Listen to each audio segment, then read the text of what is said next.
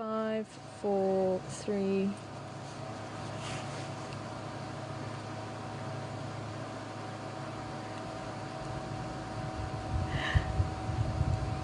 Good afternoon, everybody, and welcome to Juma Game Reserve this afternoon on our live safari.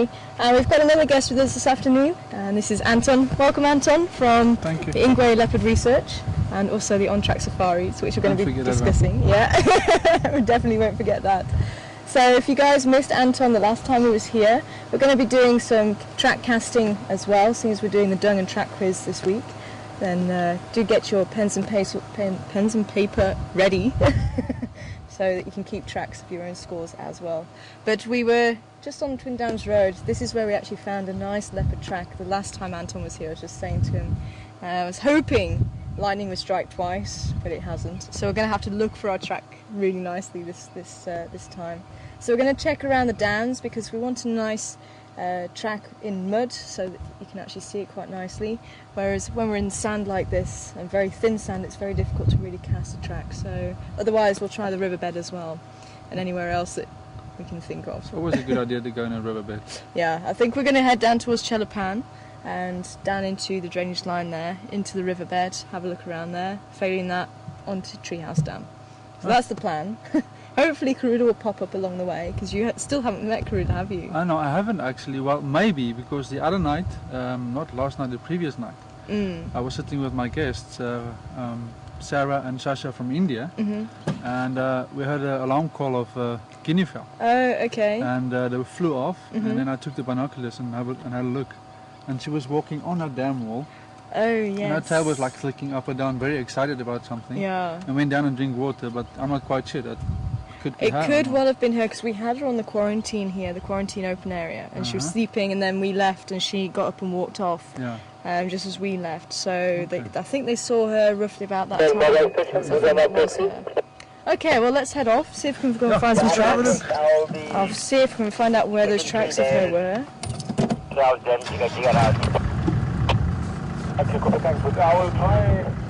to go for that Madonna Gala there and see how far we go. There was one of her cups, her previous cups, tracks I picked up last time. I think it was, yeah. I wasn't sure if it was Mishu and Induna, but I was pretty sure it would have been Induna. Unfortunately, we haven't seen Mishu for a good few months now, so Mishu's gone, but Induna's still around. Where do you think he went then? We don't know. I think some people were saying that he might have been seen down in the south, but I think from pictures that's been seen now, it wasn't him, or if they have got another picture of him, or the leopard that they had in mind, I'm not sure. So I think we'll have to dig a bit deeper with that one. I'll just tell everyone we're out. Good afternoon, stations and mobile. Did anyone pick up any encounters of Karula this morning? I did like from yesterday. I think from Harvey School, very close to Sydney. And we're thinking of another contact. Copy that, thank you. If you do happen to see any more encounters this afternoon, can you let us know, because we'd like to cast a track. Thank you so much. So, this was usually quite a good junction. You find a lot of tracks here normally? Yeah, usually. Oh, we've got baboons here, we've got giraffe, and a few other species mixed in there. It looks like old white-tailed mongoose as well. Yeah, it looks like it, mate. And baboons. And the baboons, yeah. The baboons actually, I think, just went through into this drainage line here. So if you guys are watching the waterhole camera, you might see them pop out again. So yes, I was filling Anton in on the leopard interactions that we had. Absolutely incredible last week. And the week before, Induna actually met his sister. His little sister from the cubs this time. They're about 10 months old now, and they met nose to nose. Seriously? Seriously. And how did they react? Apparently there wasn't any animosity or anything. I still have to watch the link actually, but was it your sighting, Mark? Yeah. And what did they do after they kind of touched nose to nose? Nothing much. She was up in a tree Anton, there was a kill, Karula with the 2 cubs and Induna from her previous litter. And the young female was up in the tree chewing on the carcass and she got tired of it. So she at the time that she was finishing off, her older brother walked up and lay down on the termite mound. So she was actually watching him go and lie down. When he eventually settled down on the termite mound, she stood in the fork of the tree and she tied him out and she climbed down and she walked straight up to him and she tapped him on the nose. Oh, really? And then she turned her head in almost like in submission, and she bared her teeth and he bared his teeth, but there wasn't spitting, there wasn't growling, there was just like Wonderful. Putting a big brother in his place, probably. It's always to see. But he didn't even lift a paw. Amazing, eh? Always interesting to see such unusual meetings. Definitely. You don't see that every day. Well, he was in a tree with his father on the same kill. I Yeah, heard about it actually on a game drive yesterday. yeah. I forgot to must fill you say- in on that one. Yeah. And I must say we've seen a lot of leopard since Monday. We've seen leopard every day. Have you? Yeah, Oh, wow. we spent some time with a big male. I can't remember his name. now. Vula this morning. The same male. Yeah, I Exactly think the same they male. had. Yeah. I didn't see him this morning because we actually went sighting with a cub of about 7-8 months old. Oh yes, in Kenyani's. Kenyani's cub. That was up in It's Buffalo. only one cub, I believe. Yeah, apparently. Yeah, so we spent some time with him. He was sleeping on a termite mound, and he was just lying and rolling around a little bit, and we got some great shots with him, with the sun behind him. Oh, beautiful. That was quite wonderful. And then he started hunting. Yeah. We stayed with him for about 2 hours, Oh, nice. busy hunting. So we stayed with him most of the drive, and he almost killed a duiker. Okay. Well, I say almost. He got pretty close, and the duiker saw him, and then even got closer to Nyala Books. Oh, really? Yeah, Sure. the one was, he saw them and went closer slowly and then started leopard crawling towards them. And they were busy browsing and walked up to him and didn't see him at all. And they got like 4 meters from him. It was just too dark for me to film it. Oh, right. But I've seen it through my binoculars. Yeah. And he was just lying, patient, a lot of patience like leopards Yeah. have, and then just lie down and wait for him to walk up to him. And then the other one actually saw him. And gave an alarm call and then of And then course hit them both, yeah, so he gave up. Oh, And then we fantastic. lost him in the dark. I don't think I've ever met in Kenyani because I think she's further north from where we drive. So unfortunately we've never met her. But I think did you see her in Kenyani with The first couple of months that I was here, we saw her up on Sandy Patch in Sydney's Dam, yeah. and then she moved north and she never came back again because Yeah. that's when Mission and Duna was starting to grow up, so she kept away. Yeah. Just a bit afraid of them. Absolutely Kept her incredible. away. Because of course, where you are, for people that don't know, you're actually from Leidenburg, which is about, what would you say, 2.5 hour drive It's from about here. 3 hours. 3 hours. More or less from here. And you don't really see the leopard like you see here in the Savi Sands, It's do not you? the same, not the same, definitely not. But I must say we've been happy, or lucky rather, for about 6-7 months. We had 2 sub-adults there. And Yeah. they were so relaxed with the cars. Oh, nice. And we stopped close to the female. She was on a wildebeest carcass, died of old age, I believe. And she Sure. was feeding from us for almost 2 weeks, if I remember correctly. And we got very close to, at one stage she was lying in a tree. We sat from here to the tree on the left of us, which is about 3 meters from us. Just lying and looking at us, and I got some great shots. And we had a lot of those photos on our website, the website. So some of the viewers are probably following the whole thing of Ingwe, have probably seen those photos. But we haven't seen them for a while. We've seen a leopard, which we think was the female. She was walking on a mountain, was just too far to ID her.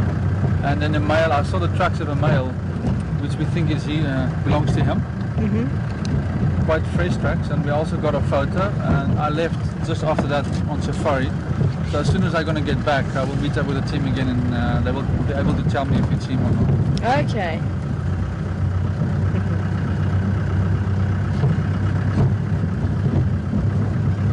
So if anybody... Adult vultures coming in with a full crop. Yeah, it looks nice. We're going to try and go around the other side. Well, the sun's better from this side. Nice. Yeah, we've got a vulture with a chick. Well, so they must be feeding the yeah, I chick think right the chick has hatched. So they have a nest around here. Yeah, it's just at the back here. Yeah. Let's see if we can actually.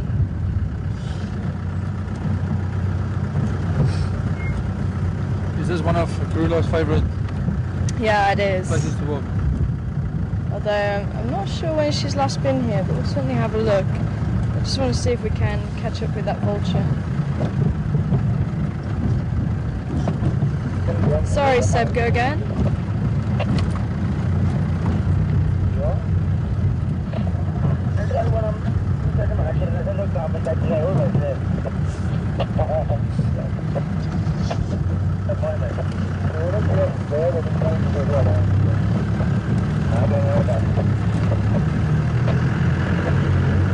Oh, fantastic.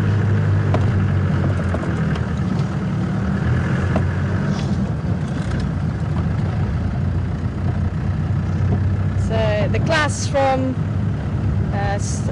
Almonte Springs is joining us, the first graders. Welcome on board, everybody. Yeah, welcome guys. And hopefully you're going to enjoy. There we go. Parents just left. And can you see through that? Hopefully we can actually see it. Because they seem to be facing this way, and then all the time with the sun, so I was hoping we're going to get a nice view of them from here. I think he just came to feed her more than the chick. Yeah, I think so. No, the other one's gone off. That's the one that's just arrived. It's still regurgitating. This is whiteback vultures. This is the pair, and this is actually the pair that this road's named after. There's a chick. There is a chick, Oh, yes. there There's a chick. Yes. My word. That's the one that just flew in now, and the other one's gone off to get something. Yeah, You definitely. can clearly see the beak, yeah. Yeah. Wonderful. Oh, fantastic. Look at that, it's tiny. Well, there's a new generation. Yeah. Because we've been umming and ahhing. So we actually haven't looked from this side. Or we've been umming and ahhing. And we thought we saw something a couple of days ago. Yeah. And then it looked like it was possibly the leaves, but Could be a couple of days old, yeah, but it's not Yeah. that small. It's quite strong. it's tiny, eh? No, it's got to be a week or two. Look at that. Yeah, It's big. definitely. That's why I reckon since we started seeing her, instead of sitting on the nest when she was Yeah. shielding it in the sun in the afternoons, And that's been that about was a when week. it wasn't an egg anymore. Mm. So I'd say it's So maybe that movement that we saw was actually the chicken because we were that side and it looked. I think that side of the nest is slightly higher. The other side or this side? That side that we other usually side. try and the view way this from. vulture's sitting, it would be better from the other side, but it's at the moment we can only really see it in silhouette, which is just as good, Yeah. I suppose.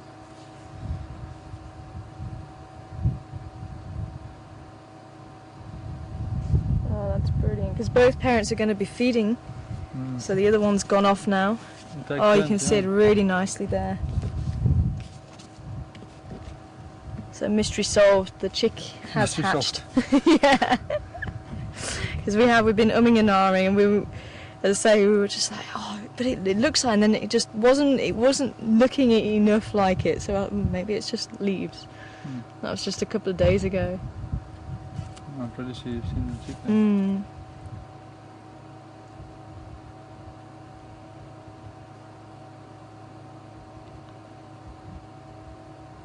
Looking in our direction now.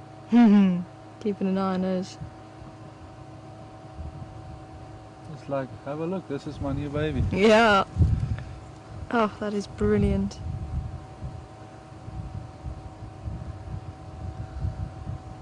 It's like, give me more, give me more.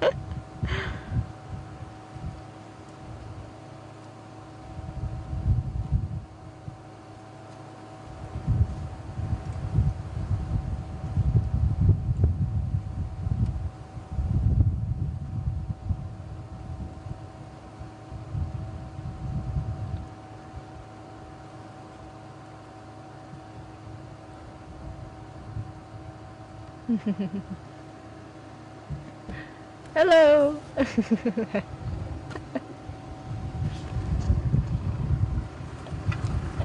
Alright to get a bag there. Hello. Is there leopard in the back? Is there? Just in the back seat. There too. Is there my pimpan? Yeah, Mum Pimpan in there. Good. Can you get by? Do you need to move forward? No, it's fine. Is that okay? Yeah, thank you. Bye.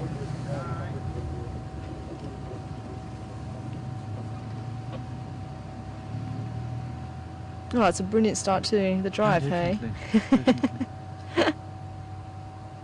Pretty sure you don't have a chance to see this every day. No, Right. no, definitely not.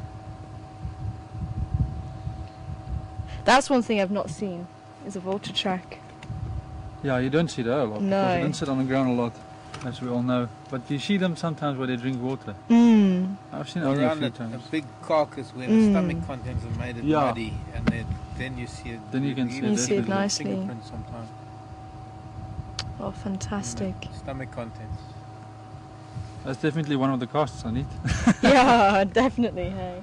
Actually, I see a nice track here. I'm going to see, because the Elephant. guys... Oh, Anton!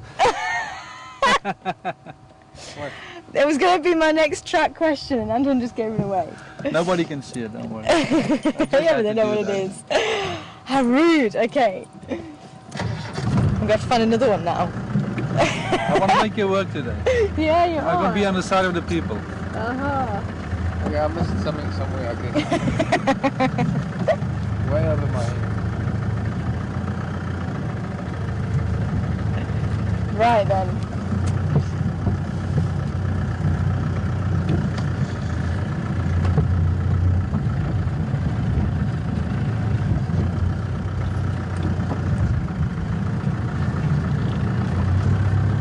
We're aiming to try and get about 4 questions on drive.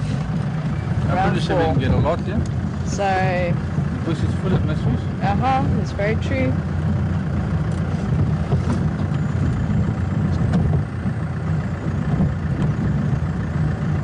No mouse caught in the wheel. You got a punt. I hope not. Air whistling out of the tire. Is it?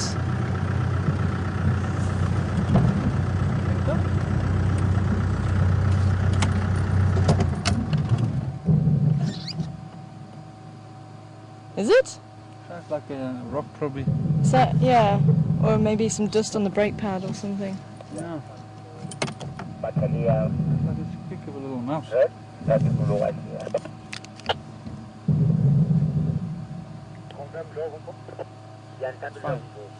Is it? There's something else that's squeaking against the wheel. Maybe there's a stick on the brake disc, or there's a stone between the brake disc and the cowling. Is that happy lady or just happy?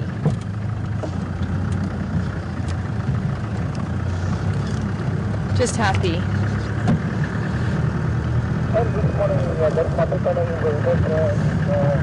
Oh, hi, happy. Good afternoon to you.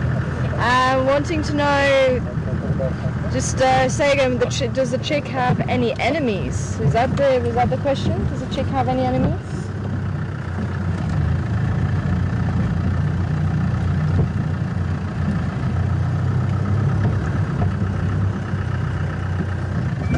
Oh, if it'll have an enemy that will snatch it out of its nest. Possibly if it's small enough, a snake might decide to eat it. And we were wondering about the gymnogene. I think we'll just have to give this a go through here, maybe.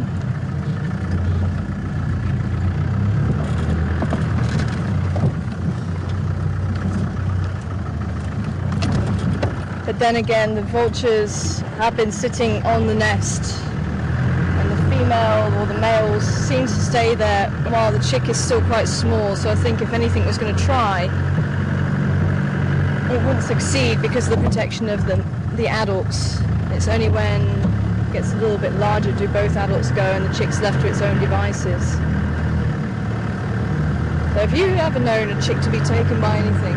I've heard about black eagles before. Black eagles. Black eagles protect Okay. them, especially in the area where I'm from, In the area. where they breed on cliffs, like your cave vultures. There are a lot of cave vultures there. And they do sometimes take them. Got a couple of Ellies in there. They do sometimes take? Yeah, they do take them.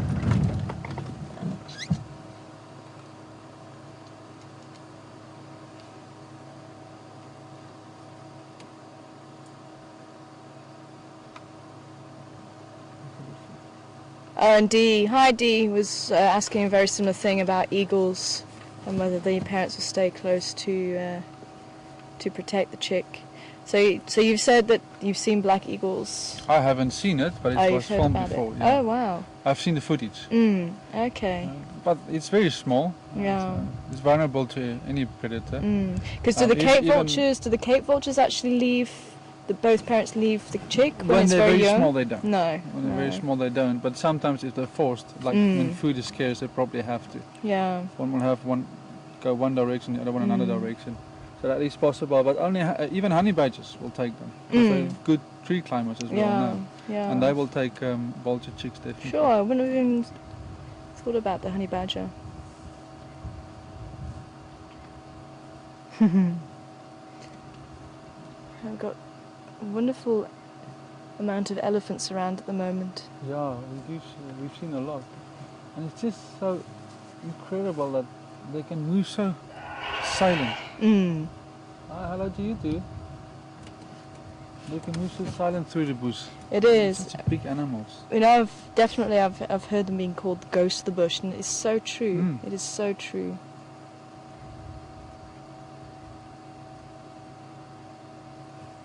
Very much like humans. In so many ways. Who's getting upset in there?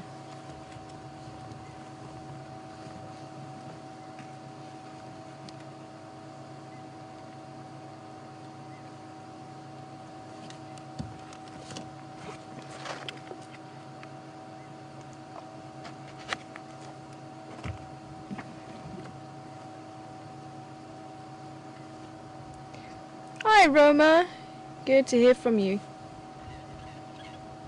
And wanting to know if the parents don't find any carrion, will they be able to, I think, hunt for the chick? And sure, what is going on in there?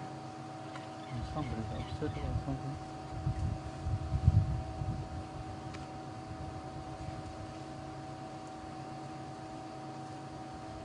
And no one seems to be paying them a blind bit of notice.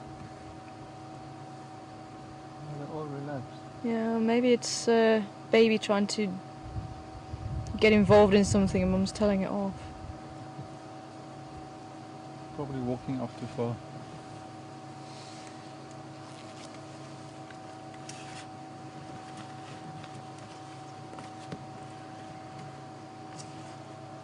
But Roma, that's one of the reasons why they actually have chicks generally this time of year down here during the winter time, because times are a lot more harsh, and so the possibility of having carcasses is much higher because of the stress, the lack of water, lack of food.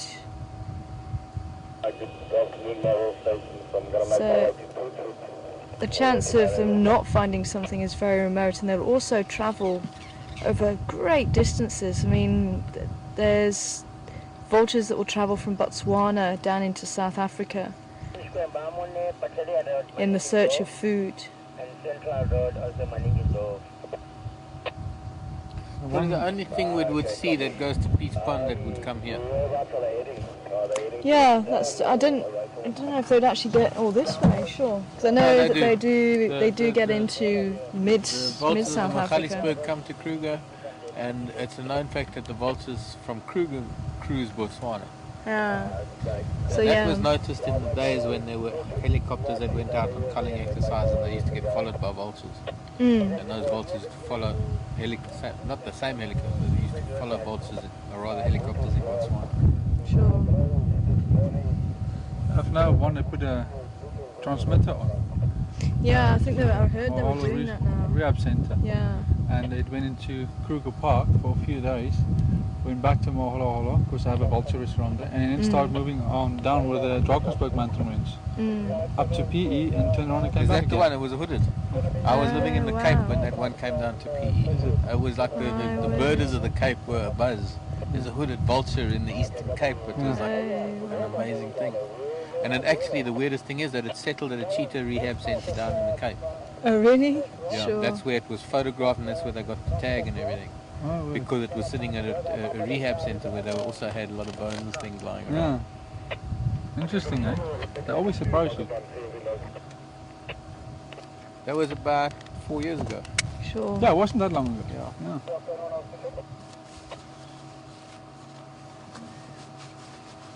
Here a fish eagle. Yeah, in the distance. I haven't seen one yet in the safari.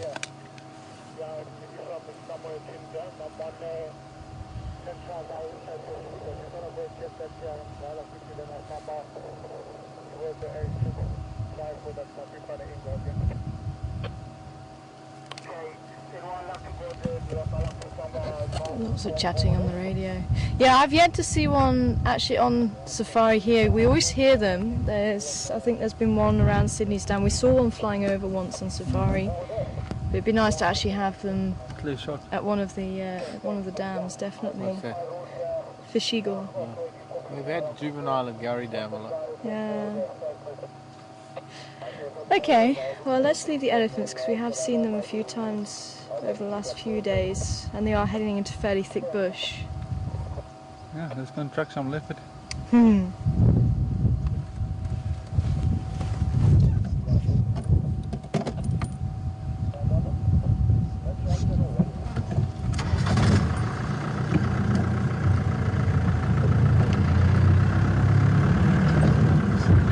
And good afternoon to you, Bobby. Welcome on board. Wanting to know how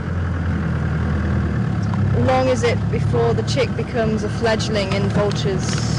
I think it will depend on the species. I'm just trying to remember last year, the white-backed vulture, I think it was a good 4, 5, I think probably about 6 months old if I remember rightly. Is that about right? I'd say so, yeah. I'm not so familiar with the vultures.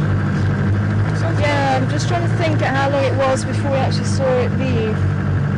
I think it was about 5 or 6 months, something like that.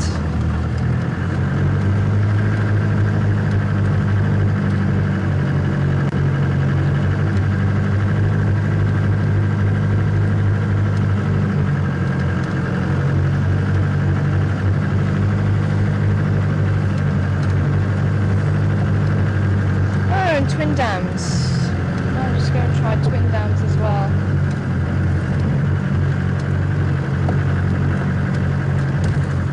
So if anybody does have any questions for Anton as well, send them through to questions@juma.com.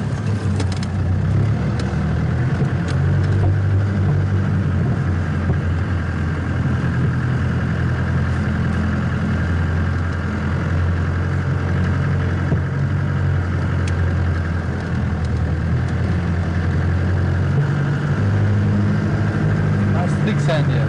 Yeah. Lots of eddy tracks around here. Everywhere. Old ones, fresh ones. Ah, there's a couple of very nice ones. We'll be able to get these. I wonder, I forget who was asking this morning, but someone was asking about elephant tracks. So let me just show you quickly. It doesn't mean to say that you're not going to get this as a question. But there is a lot of elephant tracks here. There we go. I was even trying to cast one of these. Oh, really? Yeah. They take a lot of plaster, that's for sure. You on this one? Yeah. There we go. Hopefully you can hear me. Let me put the other mic on. Let me get my little ruler.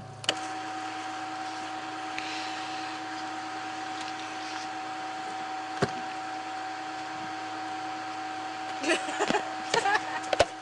is my mother. Very girly one.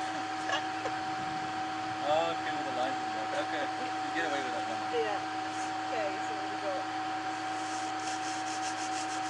So that's 15, 30.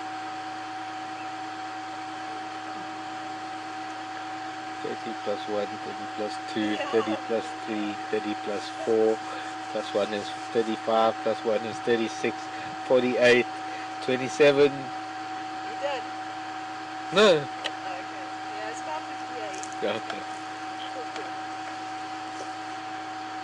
don't know, you can just about make up, you see the cracks in the feet are not really. Yeah, I can play with the aperture a bit. And that's how you can hide individuals as well. Yeah. We just need better substrate than what we've got. Yeah, no, definitely. This is very loose sand. It's a nightmare for any tracker to track anything, yeah. Because it falls in like, you know. And actually, hopefully you can see the oval shape. And this is the front foot, which is quite rounded compared to the oval shape of the back. And you should even see the toe scuffing here. So as you walk, the same as the elephant, the last thing that comes into contact is your toe. And that's can't why see you your get foot. that little indent. Huh? Can't see my foot. This side? yeah. So it's the same sort of thing. You can see that little scuff mark.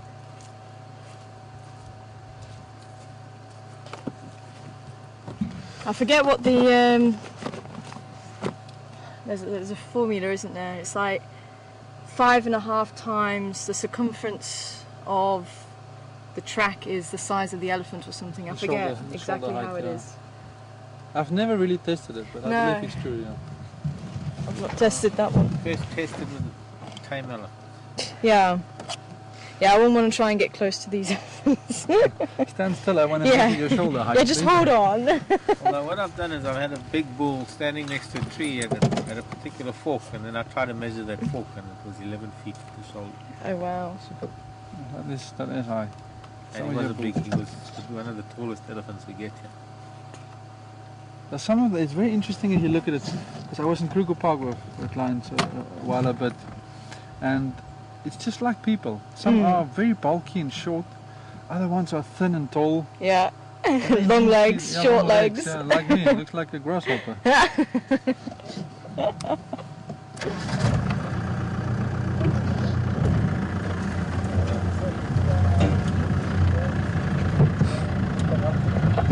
Okay. So while the first graders are on board, I'm hoping that we can find a nice track for you to cast or show us how to cast. As I have been trying, I showed Anton my my previous tries. Leaves a little to be desired. It wasn't bad at all. Just have a difficult subject to shoot on. Yeah. That was a good track anyway. And then is it better to take a cast in dry stuff or wet stuff? In dry stuff I prefer that, especially if you're working with with tracks of levers to ID them. Yeah. I like a very hard surface with a powder layer on top. Okay. Then you can see the shape nicely, nothing falls in. But it's difficult in the low veld because you have very much sand around here. Yeah, with us you have hard surfaces with dust on top of it.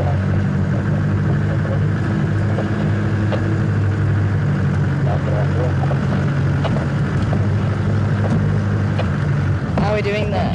Anything there? There we go. Sorry? With the old hyena ones, but there was leopard tracks yesterday, but it's gone now.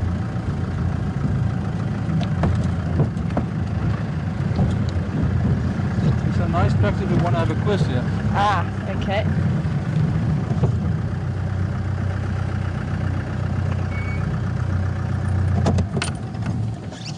How close are we? It's a bit in the shade here, I don't know if you're going to be able to see it. Are we in the shade? Yeah, Oh, Side of the bit. shade. Sorry, didn't think about that one. Okay. Because actually, maybe Anton, you might be able to help us out with the camera. There's one If over we there. can- Hmm? Some tracks Oh. over there. Oh, so you're talking about this one? Yeah. Okay, cool. I thought you saw something else. Well, it's the same one. So. Yeah. Okay, cool. This animal was walking all the way down here. What a nice one.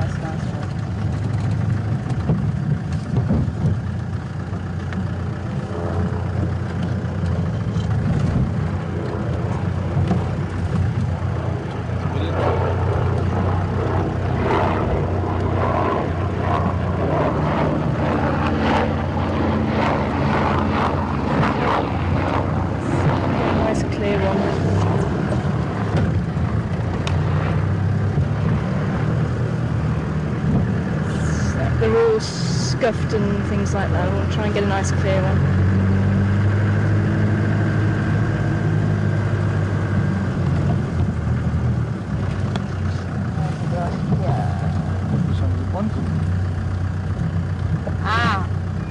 There we go. You got it. There's a nice one. There's one I want to do because we've actually done the other one. So I'll give a couple of days in between when we've done it. But this one we haven't done. So I hope everyone remembers what I've been talking about. And might need my book for this one.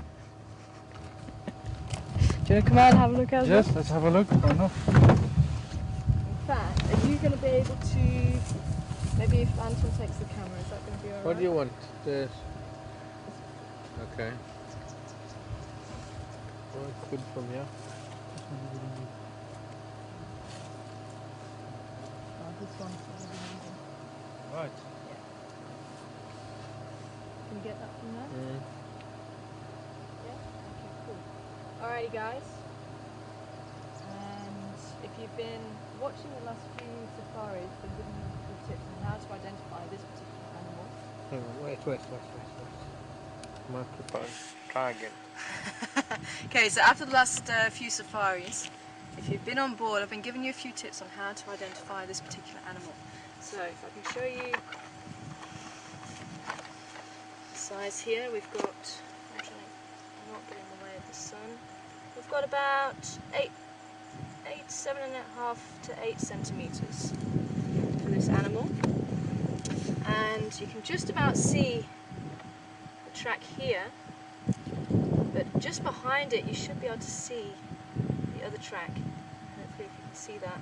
It's just been displaced slightly because it's gone right over the top of the other, so you can just about see that tiny little area. So that should help to put it down into a small group. And the little trick with this one is if you see around the shadow again, see around the middle, that is the widest part of the track. And even when you go to the back, you can see the back is still quite a lot shorter than the middle. So that's the nice trick to this particular animal. I have done it before. But once you go to the back, you can see it actually comes in and it curves in. So there's a couple of tricks there. So if anybody wants to play along and have a guess of what animal made this track, then send it through to questions@juma.com, and in the subject title say what you think it is and your name, and we'll see who the first 6 people are back with the right answer. Then I'll go through why it's that track and why it's not other tracks. So we'll continue driving and look out for a track for Anton.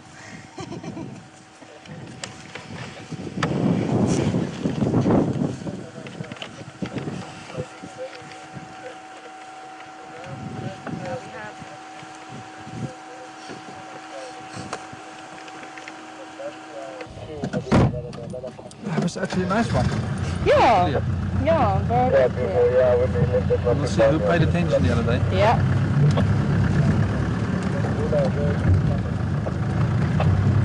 Look at the habitat as well. Oh, sorry, Mark. I'm just like carrying on here. But look at the habitat. What do we usually find around here?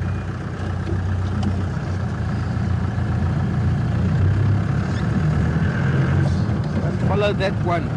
Huh? Don't follow that one. Don't follow that one. Individual. Yeah.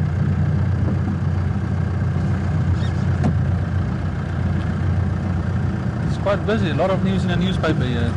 Yeah, there is, hey? A lot. I always say when I take my clients on safaris, on track safaris, we do a lot of, by building up the safari, go into tracks a little bit and talk about tracks and different species and different between certain species. Then I always say, well, let's go out in the morning and go and read the newspaper and see what happened last night. That's what it is. This is a low-felt sandpaper. That's it. So actually, because the on-track safari starts off at Leidenberg, doesn't it? Yeah, it starts off in Leidenberg, and then we come to the low-felt, like via Teller, and we bring the people here. And I mean, if I just talk about what we've seen these past few days, it's just phenomenal, all the sightings and the quality of the sightings. Yeah. But yeah, then we're bringing here to Valletta and to the Lowveld, and then from here we go back before we take them to the airport, and then they also work with us with the project with Ingwe. Go out and service some camera traps with us and go and track some leopards. And you say they actually set up their own cameras as well, don't they? Yeah, that's what we do. We give a client a camera and they print them out before they leave on safari, before they come here.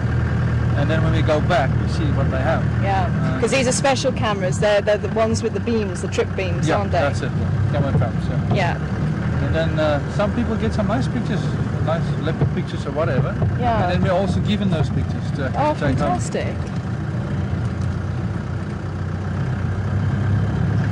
And then obviously, so you go to Leidenberg, then you come through here to Voyatella, hopefully see Karula and the other animals. And it's, our safaris are very conservation based. Yeah.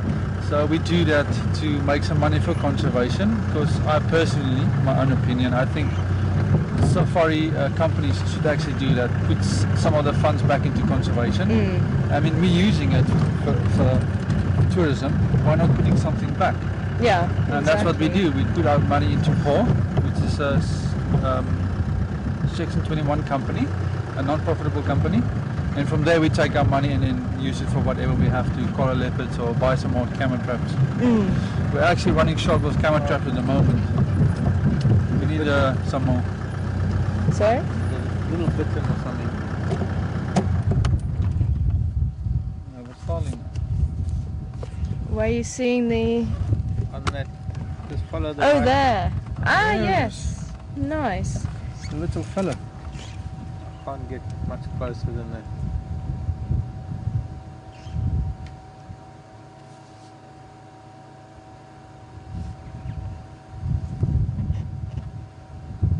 It's so motionless. Yep, let's, while we're watching the bird, we can get some answers. I'll see if I can maybe go around. Yep, I'll see if we can maybe go around and just see it from the other side. See if we can get slightly closer.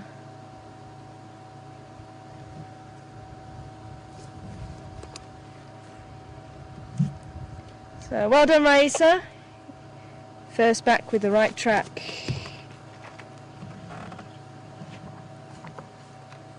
Well done, Linda.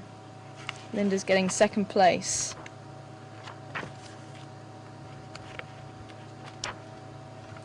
And third, Cheryl Ann. So 4, 5 and 6 are still up for grabs. What am I looking for?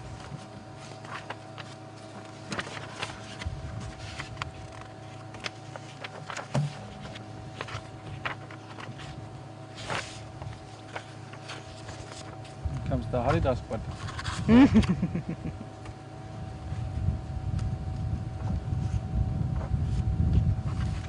mine? So Copernicus in the tree. Oh, okay. Okay, I'm going to just try and move around so we can get some better light on this little guy.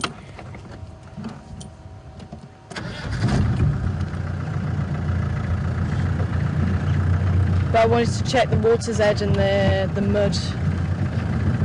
So before we climb out, let's go and have a look at him. Fourth, Ricky! Well done, Ricky.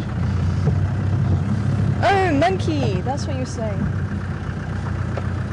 Or were you? Yes. Oh, you were saying the monkey. Vervid monkeys, all nice and quiet. Was it at this time or we were sitting last time when I made the animal sounds? Oh yes, I think it was. It looks familiar. Yeah, I think we actually sat there, didn't we? Yeah.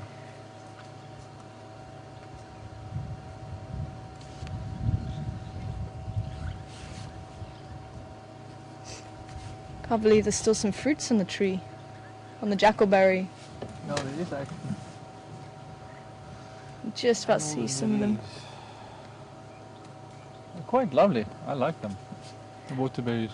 The jackalberries. Of the jackalberries. So I've never tried one actually. they're quite nice, but they have to be very ripe. Yeah. Otherwise they're bitter.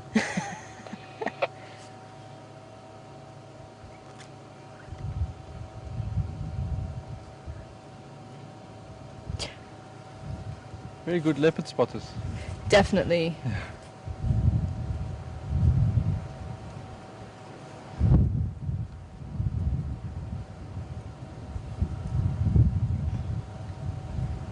Emily. Hi, Emily. Okay, I think you're going to have to give me a few of those. Okay, we've got a few questions from Emily. First of all, what does Ingwe mean? Annalie. Annalie. Thanks for that question.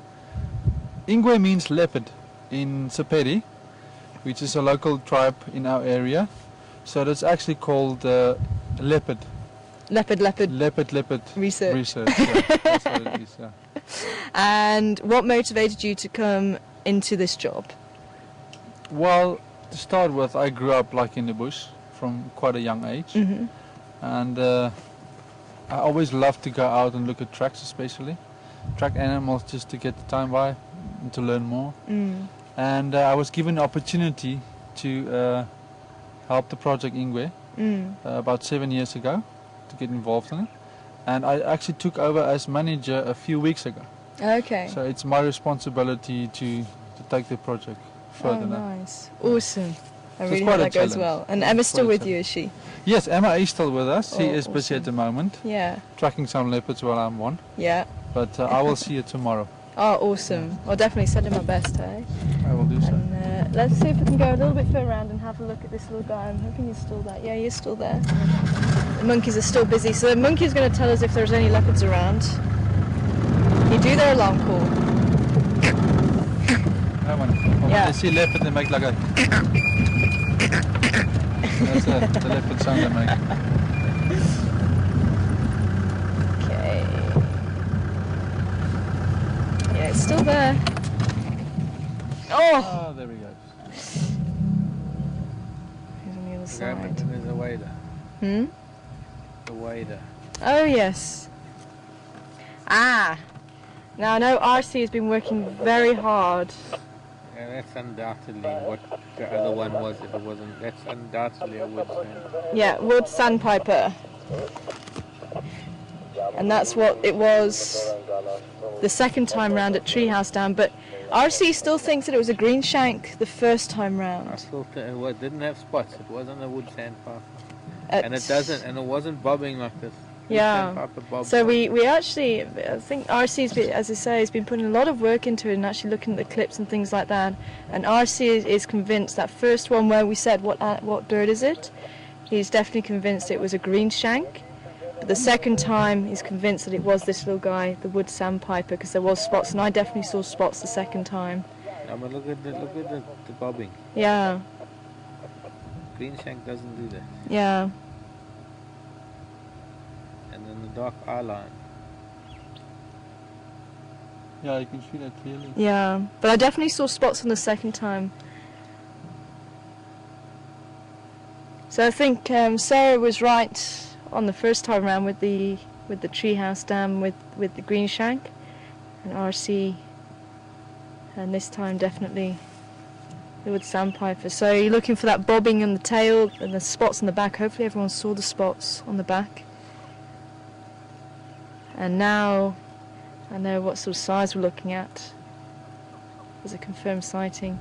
But I think the other little guy was a juvenile greenbacked herring, because we've been No, having a lot of them definitely around. not. Was it not? Not with that long neck. Not with the long neck. Definitely a bitten. Okay, so Mark's saying it was a little bitten. Well, I don't know about a little bitten, but it's definitely not a greenback. But as it flew away, it had that very distinct, very long neck. Okay. Just the light for me, it's just a bit too bright for me. So Yeah, it's just The yeah, one the was light flying was a around. little bit. That leadwood. Yeah. Yeah, In that that- wasn't the... Not the a, heron, no. yeah. Okay, so a little bitten or a bitten. Where did it fly? But since that leadwood. That warrior, that leadwood. Shall we have a look along now that the birds have flown? Just see. Oh, I didn't see the neck when it flew Went off. into that tree, yeah. No, it definitely had a long neck. Yeah.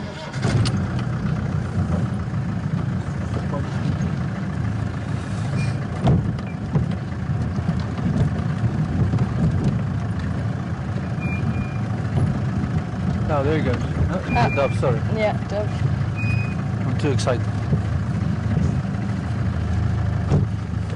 Oh, and Emil was also asking if you can talk about the status of the leopard in the wild and captivity at the moment as well. You mean numbers? I think so, yeah. Well, we're not quite sure how many are still left in the wild. There might be less than we think, because it's very difficult to track leopards, of course, in the wild. And the only ways to do that is what we're doing now at the moment, is putting out camera traps to trap them and ID them from the spots, and then of course also tracks, to ID from individual tracks. So it's difficult for us to say at the moment, but I would definitely say it's less than people think. What it is, the numbers, I would say definitely lower. Because we also heard an amount the other day. It's like 10 times more than other big cats put together in Africa. Would you say it's about accurate or not? I swallow hard on that. A track. Yeah, I can show the people how you actually do it, how you measure it, and the casts you make and so on. I'm thinking this is possibly, we might have to go back into a drainage line. Should we jump out and just have a quick wander along here and see if there's anything? We can have a quick look around the dam, you never know, maybe somebody was thirsty. Okay. No. Top, middle. Yeah. Oh, sorry, I'm on this one. We're just having a look at the bittern. You see, I just saw a lot of the speckled, you see. I didn't look at the... Let's see, it was a juvenile black-crowned night heron, because that neck's long enough and there was the spots. But unfortunately the lighting was just not brilliant to see it. We could just try and creep around and see it again. It hasn't gone. It's one of these trees up ahead. Yeah, the trouble is I can't get out to get in, because I think it's just behind that one, so even if we drive, I think we're going to spook it out of the tree there. From what I've seen, I would go for little bittern. Yeah, the little bittern does resemble it. Unfortunately, you can't see the side of it. Yeah. So I didn't see the neck, but if you guys are saying with the long neck, Yeah. could well be. So the greenbacked heron I went for just because I thought I saw spots when it was sitting. And we've been seeing a few of them around with the yellow legs. That tree's just a little bit too thick to see. Yeah. Well, let's maybe see if we can. Into there, anyway. We can creep forward, but we'll have a look along here as well.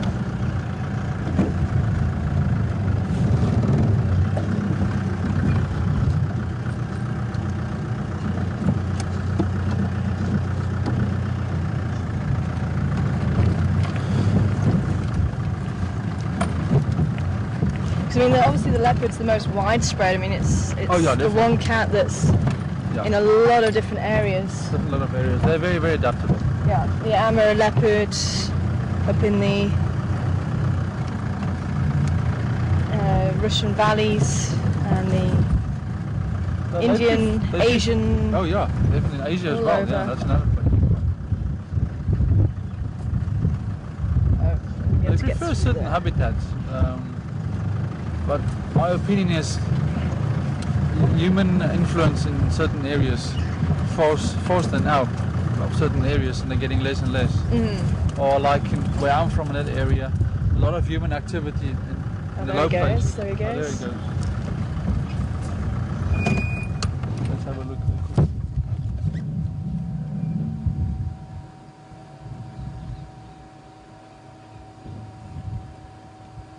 I just saw him land. Where is he? Oh, there he is.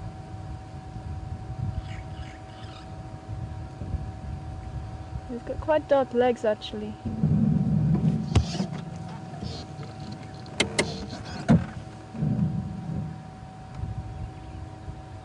Yeah. Don't be so shy.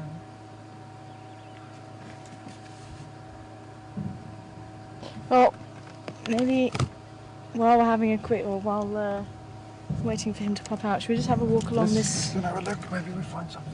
Yeah. Let's go. And maybe the mystery bird might just pop out. Oh, maybe you'll trace it back this way.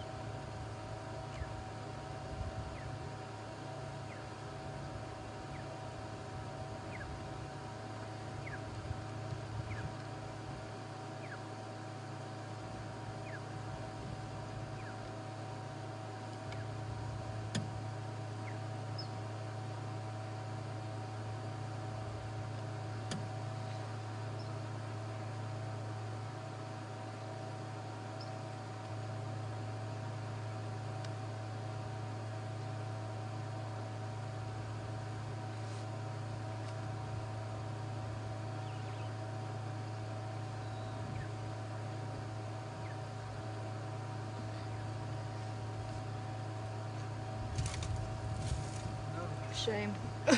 Just to serve a buffalo. No leopard tracks, unfortunately. Just a very bad hyena, guys. Yeah, nothing we're able to cast at the moment. I think let's head around towards Treehouse Dam then. Take it the bird didn't come back. I think we'll just have to keep a lookout for that one then. Unless anybody was able to ID it. Have we got 5th and 6th position on the quiz?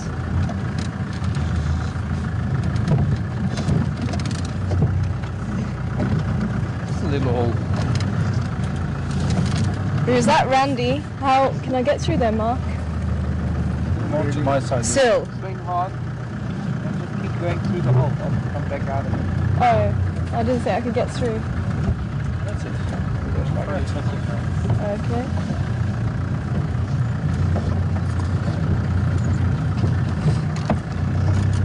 Another way.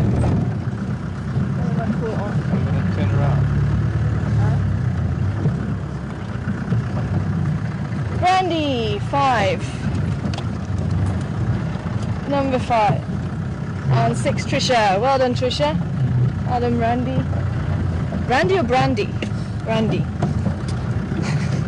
That poor buffalo. I think he was lying on the mud. Yeah, I was looking at that thinking, I wonder if, how close am I to that? See the buffalo tracks in and it looked like his horns were lying on the mud there. He was lying on his side. Yeah. Nice. We've actually watched buffalo do that a few times. It just goes to show, there he is, he's coming out onto the wall now. Just goes to show animals can be anywhere. Anyway. And actually he was more worried about us when he ran off. He must have just been tucked out of sight actually. Oh, it's gone down. Yeah, it went down. Yeah, it's gone down. Okay. Yeah, you can easily get in trouble sometimes. Yeah, you were saying you've got in trouble with the buffalo. Yeah, I've got in trouble with a buffalo. It was about a meter behind me, and I went through the bush very, very quickly, and then luckily I lost it. And there was a lot of thorn trees, Oh, a wow. lot of sweet ponds in that area. And I was actually busy servicing my camera traps, and I had buffalo on that farm. That's why. I had buffalo on that farm, and I just got away. Sure. It was a very grumpy bull. Yeah. Yeah, this guy was not too bad, eh? No, he Kind of was just quite snorted at us. good. I think we surprised him a bit. I think so.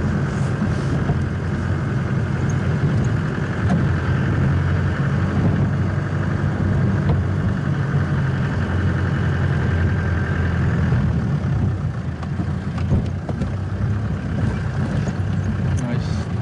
Standing there in front of us now. There are a couple more there too. Another mudwaller. Gilly and Luan wanting to know a similar sort of thing. And wanting to know if I've actually told you about Yambidi Jordan babysitting his cubs and about that strange interaction. I was telling you about it not yesterday, day before, Yeah. about the father babysitting the Oh, cubs. yeah. You've mentioned that And before, yeah, and Yambidi Jordan sharing a kill with his son in Duna. Incredible. Absolutely, hey. Yeah. Absolutely, and I think that's something about the Sabi Sands is, you know, because there is such a density of leopard here. I mean, we really are seeing things that just never been thought of Definitely. in a book or elsewhere in the world. It's incredible. Or maybe there is, but I've heard of interesting things, yeah, definitely in Sabi Sands happened, especially with leopards. And also you guys do a lot of game drives in the area, a lot of lodges, so they get used to the vehicles, and it's just like another animal in the bush. You don't bother them at all. yeah, I mean, if I seen that male, we went out the other day while I was busy. He was so relaxed, he was so oblivious to the car almost. yeah, Just wasn't bothered. yeah. It's brilliant. Yeah, our buffalo's over there. Shame. Enjoying his afternoon. Got disturbed. Shame. They're such a beautiful animals. I've made a drawing of one once. Did you? Yeah. Because of course I like to draw. Mm. Don't know if you're a wildlife artist I as have, well, I've seen you. Yeah, of course I've you've seen some my of your stuff. Sorry, yeah. you did. No, you're a good artist actually. Oh, thank you very much. I remember the serval, it was the serval, It was a wasn't serval, it? yeah, and I'm busy with a leopard at the moment. It's one of our study animals, that Yeah. relaxed male I was talking about. Mm. That was an incredible sighting as well, because this male, we picked up the male first, Mm-hmm. and I haven't seen the female, but the manager of the place saw the female a few times. And then we picked up the male one day, and then he was like lying close to like a little water hole, and then all of a sudden his sister came around the corner. Oh, wow. And we saw them lying together Oh. and playing and growling each other and, you know, chasing each other and so on. And we stayed like 2.5, 3 hours with them. And Oh, we went up the mountain to fantastic. serve as a camera trap. And then we went down the mountain and we saw him from the top. He was like lying up the hill. So we went down, stopped kind of close to him, and just to see what he's going to do. And all of a sudden he stood up. Mm. And Emma was with me. And he went into like a hunting pose. Mm. And I said to Emma, there's something around here. Maybe he's going to try to kill a klipspring or whatever, or mountain redbuck because of the mountain. And all of a sudden he just sparked and he was running. Mm. And he was chasing something through the grass, which was very small. And I thought it was a dassie probably, hyrax.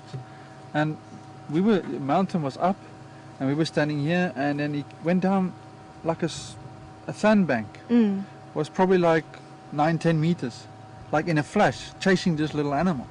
And then they went down a drainage line, and then all of a sudden they turned around and came back and ran right past the vehicle. Oh, wow. And it was a Malus mongoose. Oh, wow. And he tried to catch this Malus mongoose, and luckily the little chap got away. Yeah. And you could see in his eyes, just like, oh no, just another one I lost. Oh, sure. And he walked around the vehicle and disappeared in the bush. Oh, But that was an incredible sighting. yeah, it sounds like it, eh? Because it was a Malus mongoose. They are so rare in southern Africa. As far as I know, there's a little population in Malalan area, Mm-hmm. not too far from here, and then in Zimbabwe. And through the project, through Ingwe, we discovered another population in Leidenburg. Oh, nice. Because I think we're supposed to have Mellors mongoose, and I think I saw one on drive. That's quite possible, because further south I've seen some of them a while on safari. Yeah. Oh, that's Definitely. fantastic. This little impala that Mark was showing, I think he was wanting to be a buffalo. He's almost longing at the buffalo. I want to be that big. I'll give the leopards and the lions a hard time. Yeah. Actually, 1, 2, 3, 4, 5, 6, 7, 8, 9 duggar boys, 9 male buffalo. You can see that one, just the one just to the right of the screen, is covered in mud. Yeah. I wonder if he was actually possibly the one that was rolling in the mud. It's quite possible. Yeah. Because that one's got it's got mud on him as well. I would say a little bit fresher. What do you think? Oh yeah, he does actually. No, that could have been him then. Got his sun pack on, keeping his skin protected from the sun. Sun lotion. Yeah, that's it.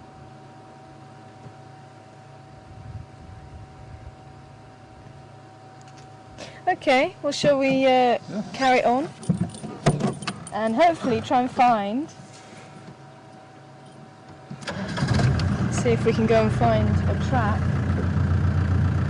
to cast. Otherwise we might have to try and cast a buffalo or something if we don't find a carnivore. We can cast anything if you just want to show the method, that's no problem. I'm so used to making casts, I can do it in my sleep. Yeah. So, what was the answer to the tracking question? Was there anyone coming back with different answers?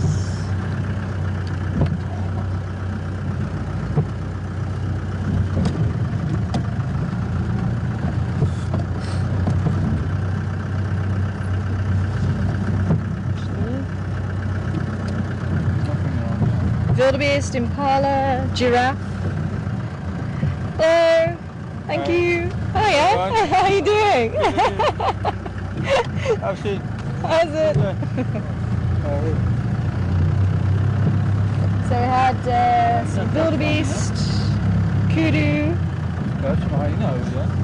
Yeah. Pretty good hyena tracks. Have we? Yeah. It's going to be a little bit dangerous to do it with the buffalo here though. Let's go a bit further up and see if we can find. Yeah, but it's quite nice track.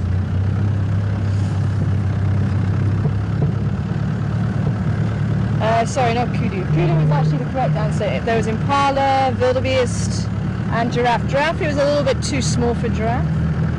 Impala a little bit too big. Sorry. Oh, bushbuck. Bushbuck was probably the closest. Wildebeest also a little bit too small. Bushbuck, you were on the right track. Whoever said bushbuck. So remember, when looking at kudu, they live in the bush like this. They live in fairly thick habitats. And you'll find them walking track on track. So where the front foot goes, the back foot goes directly over the top. And that's what you could see. The front foot was displaced slightly because of the back foot. Okay, let's have a look along here then if we had some nice hanging tracks there. This bum road there. Sorry? Bum road going down to Treehouse there. Yeah.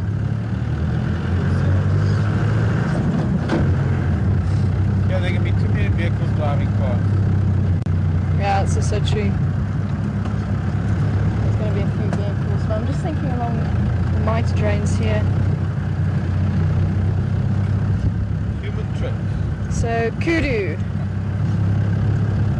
is the correct answer, and kudu, it's widest around the middle, and as you go further back it starts to come in again. That's what I was showing you with the piece of grass there.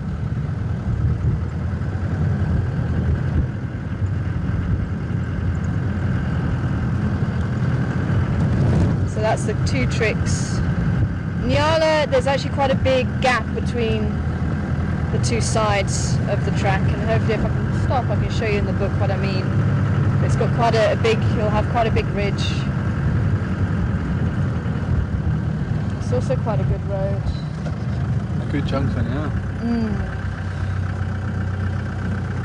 Well, let's try Shabam Road. Shabam Road might be good. And bushbuck will be much smaller. Much smaller. In fact, actually, I think kudu's got one of the daintiest tracks compared to the size of the animal. Yeah, for sure. Yeah, very dainty animal.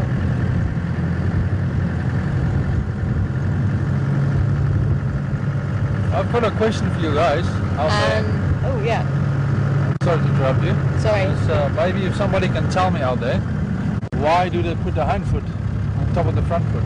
Sorry, why do they put the hind foot on top of the front foot? What is the reason for that? So you go, there's Anton's question for you. Maybe somebody can answer that one for me. And Raisa's got a question, if Sebastian could just send it through for me again.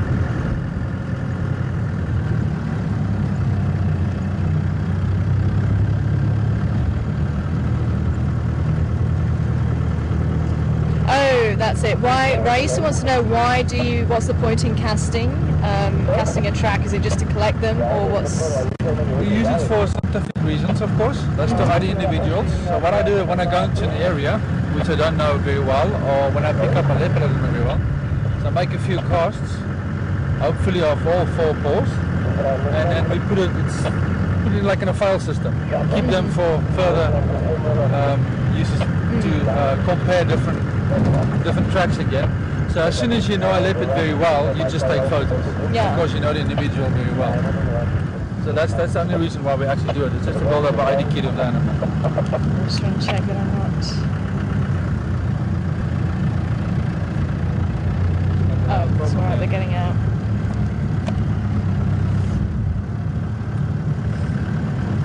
Looks like they were looking for tracks as well. Yeah.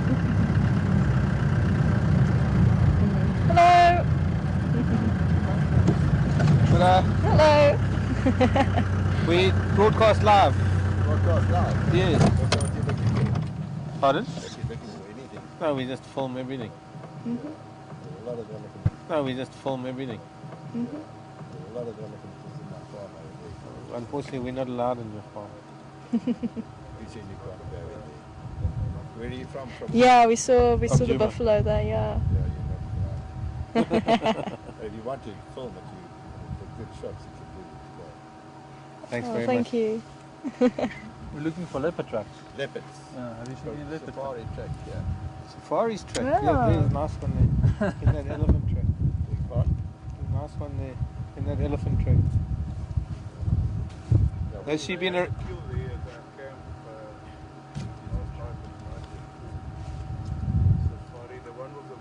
Yeah. Safari, yeah. Oh, okay. nice. Oh, sure. Are you doing it for Yuri Mormon? Yeah. The part of the Yeah. internet thing? Yeah. He's still doing it. Yeah, still going. Which direction are her track's going in?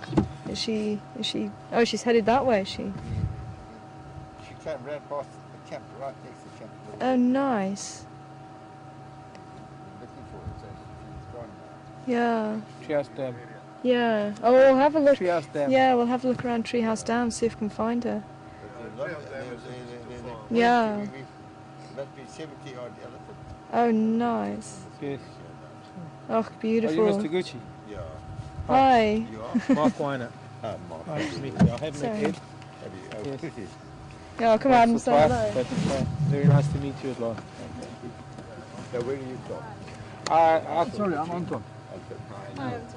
You are? I'm Anton. Anton, Corey. Corey, Corey, ons het al klaar Ja. ontmoet. Yeah, we literally just in the middle. Oh, that's lovely. So we don't want to see. Oh, no, worries. It's lovely to meet you. And great to hear that Safari's come over as well. But I better get out of the way.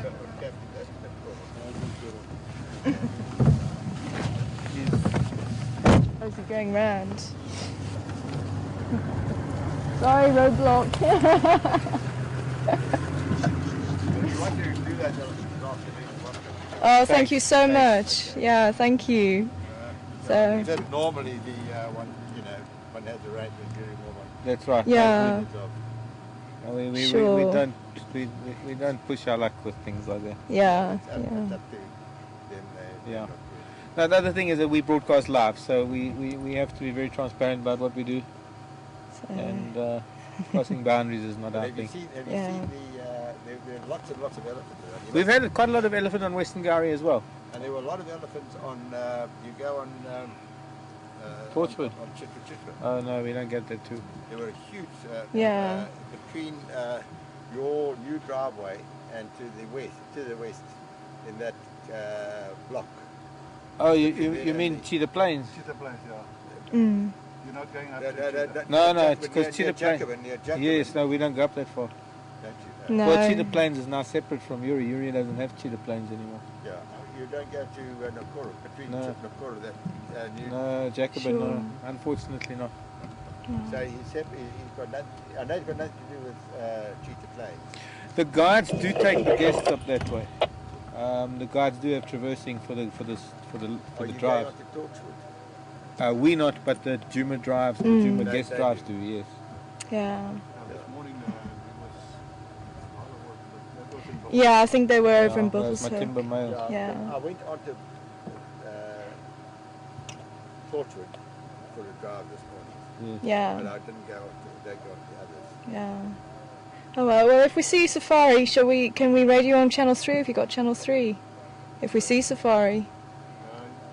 Yeah, you should be Yeah, on Eastern yeah, Channel. yeah, We got a okay. chance, if you broadcast, Yeah, unfortunately, Yeah, that's okay, I know, I'm here yeah. till tomorrow morning. Okay. Oh, Well, thank you thanks so very much. for I that. want to go on, I don't know. Thank you. Yeah, sorry, to we take to the just back. we did the road coming in From from Baboon Pan. no, not Baboon. Oh, okay, yes. Actually, not Weaver's so bad, Nest. Baboon Pan not so bad, that block, there's a lot there, That's blocked. and they're all heading towards the Malawati River. Okay. Oh, thank you. If you want to Yeah, go, we just come out from in there, you're welcome to go. thank I think you. this might Yeah, take we'll see. precedent though. Yeah, I think we're going to see if we can Yeah, try and we catch should up with be checking, I Safari. Go for it. Cool, thank you very much. Okay. Thank you very much. Bye. Guys. King of Coca-Cola. Yes. Sorry about that, folks. He was actually the owner of Little Gary, and he was just telling us about safari crossing over and elephants on that side. Unfortunately, we won't be able to broadcast from there. It's actually the first time that both myself and Mark have met the owner, Mr. Gucci.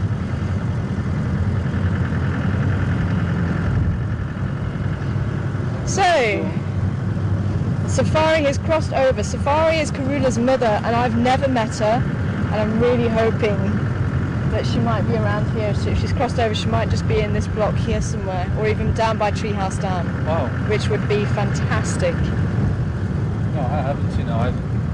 Are you able just to clean the lens? Once we get the pointing away from the sun, it won't be so bad. Only inside the UV. But there's an eagle up there.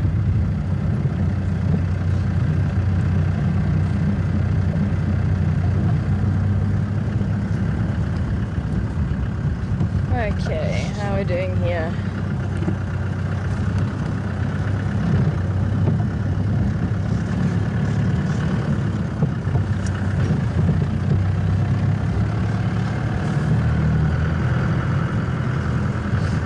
Yep.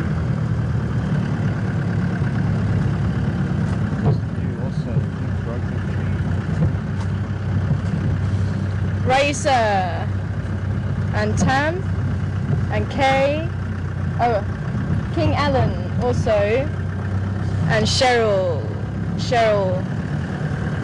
Ann. Also, all of them came back and said it so that they don't make that much noise, and if they break a twig in the one place, they can't break it in the same place twice. Well done, that's the truth, yeah. They're Train them well. They're woodland animals. Well so. done, guys. No, definitely. Okay, how are we doing here? So there might be some nice ones along here somewhere.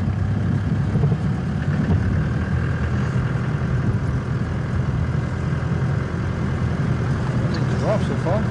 I can see. Buffalo. Antelope.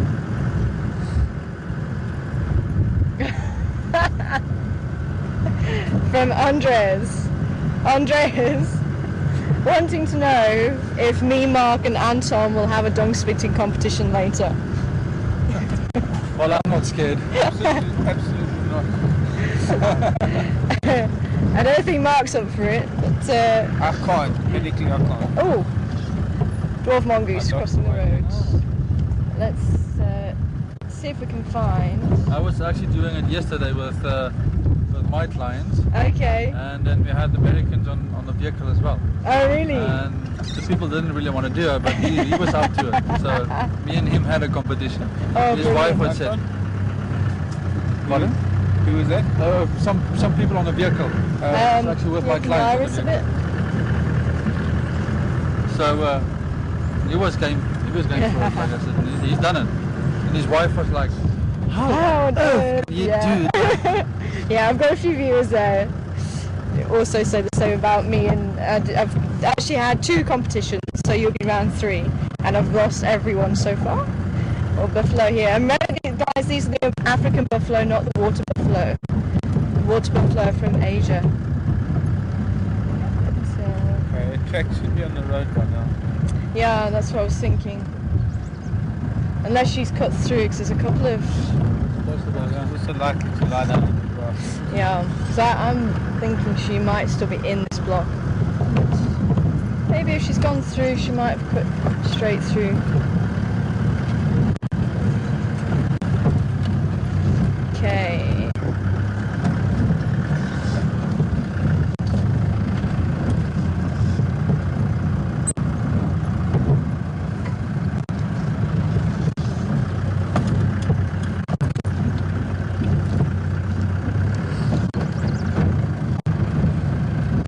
Buffalo and impala look very relaxed. I tell you what I did see along here, aardvark track. You've seen aardvark track here before? Yeah. Wow. You've seen aardvark in here in the burrow. To the right. Off to the right, so that.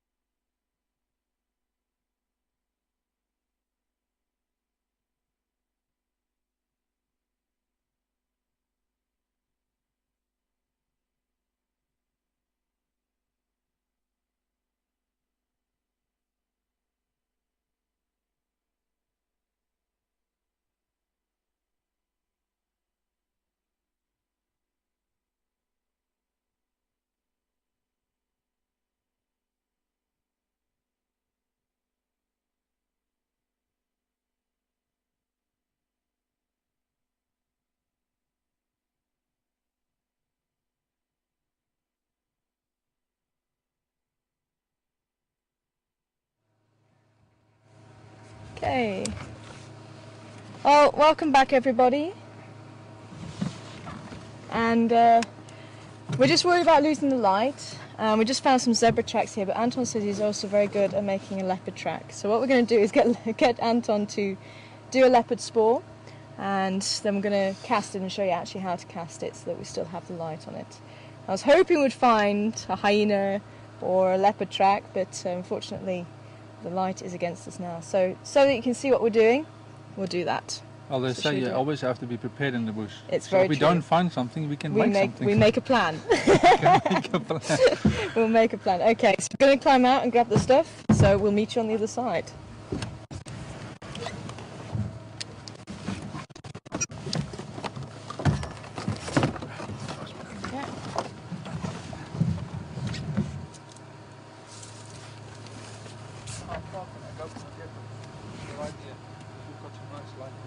Yeah.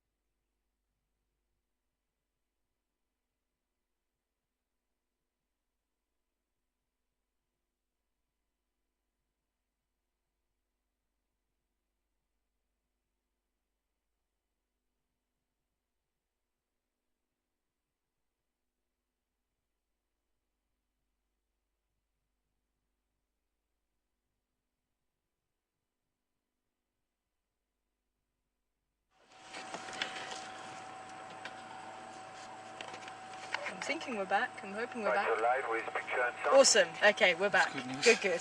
Right. So let's. Hopefully, we changed the cable. We think the cable had a bit of a problem, so we changed the cable, and hopefully you're going to stay with us. So, Anton. Right. What I've done here is I just made a mark with this pipe where we want to make a cast. So I didn't want to go too big, otherwise we're not going to be able to make a cast. If you guys have a close look here, I just want to make the main pad. We'll try to make a female, very small one. And that's the top of the main pad here. I hope we're going to get this one close to our. We'll see how good I am with this one. Right, that's the main pad. And we can do the right toe. This is going to be the outer toe here. An inside one here. And another one. And then the other one. It's pretty good. The sand is just a little bit too hard.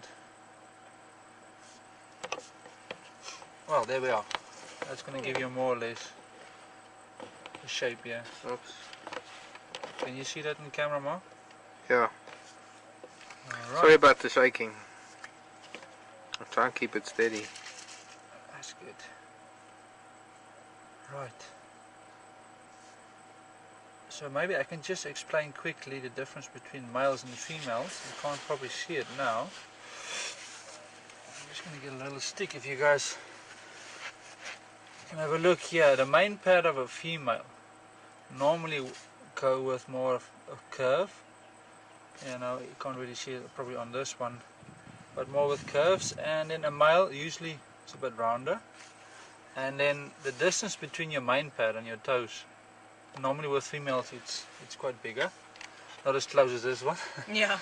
With males it's normally closer, so you can't always go on size. Definitely not, because you get small males and you get big females. So that's how normally what we look at when we work with individuals. And then with a male at the moment we're following a Tabatola, we're not quite sure who he is, that's Black Leopard Cam. He's got a very distinctive main pad at the bottom. The middle lobe here is very low, and this side is quite big, and this side is very small and very high up. I can maybe just show you guys more or less. If you take the sand there, it's very high up there and low there, and much quite lower distinctive. in the. It's quite distinctive, yeah. It's low as that one, so you can see that very quickly. And with his front foot, inner right toe, is squeezed out a bit. So it's all those little things you have to look at, and that's how you pick up individuals. But let's go quickly before we lose too much light here. What you first do is you put a circle around it, if you have one. It can fit into a pipe. It could be anything, a pipe or anything, and you guys can see here as well. It opens here, and that's just to get out the cars very easily. So what you first do is you put this around here, and then you take your hairspray, and that is just to bind the sand. And I always forget it, so you do need to do it. You need to do that, otherwise it just collapses. So let's try this one here. You just spray it gently into your truck. You're a hairdresser in another life. Well, some people say I'm pretty good with it, so it makes me worry sometimes. Maybe I was. Well, in the bush you have to do everything. You have to cut it on hair as well. Yeah. Some of us just don't cut it. Yeah, it's like some people, yeah.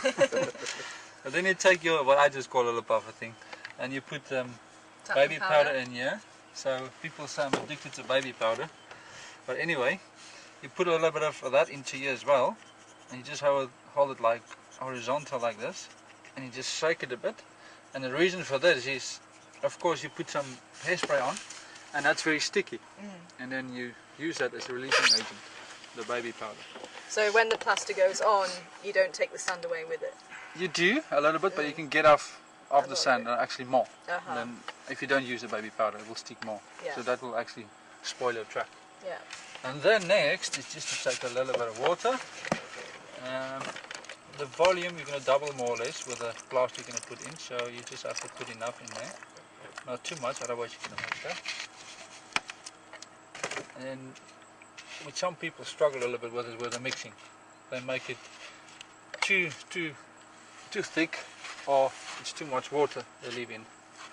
So I'll show you now how to do that. And this is just normal plaster of This Paris, is just isn't it? normal plaster of Paris. You can use any kind. The one I like to use is one I buy in bulk, like 30 kilogram bags, and that's a little bit cheaper of course, and it's quite hard as well. Sorry, just go again.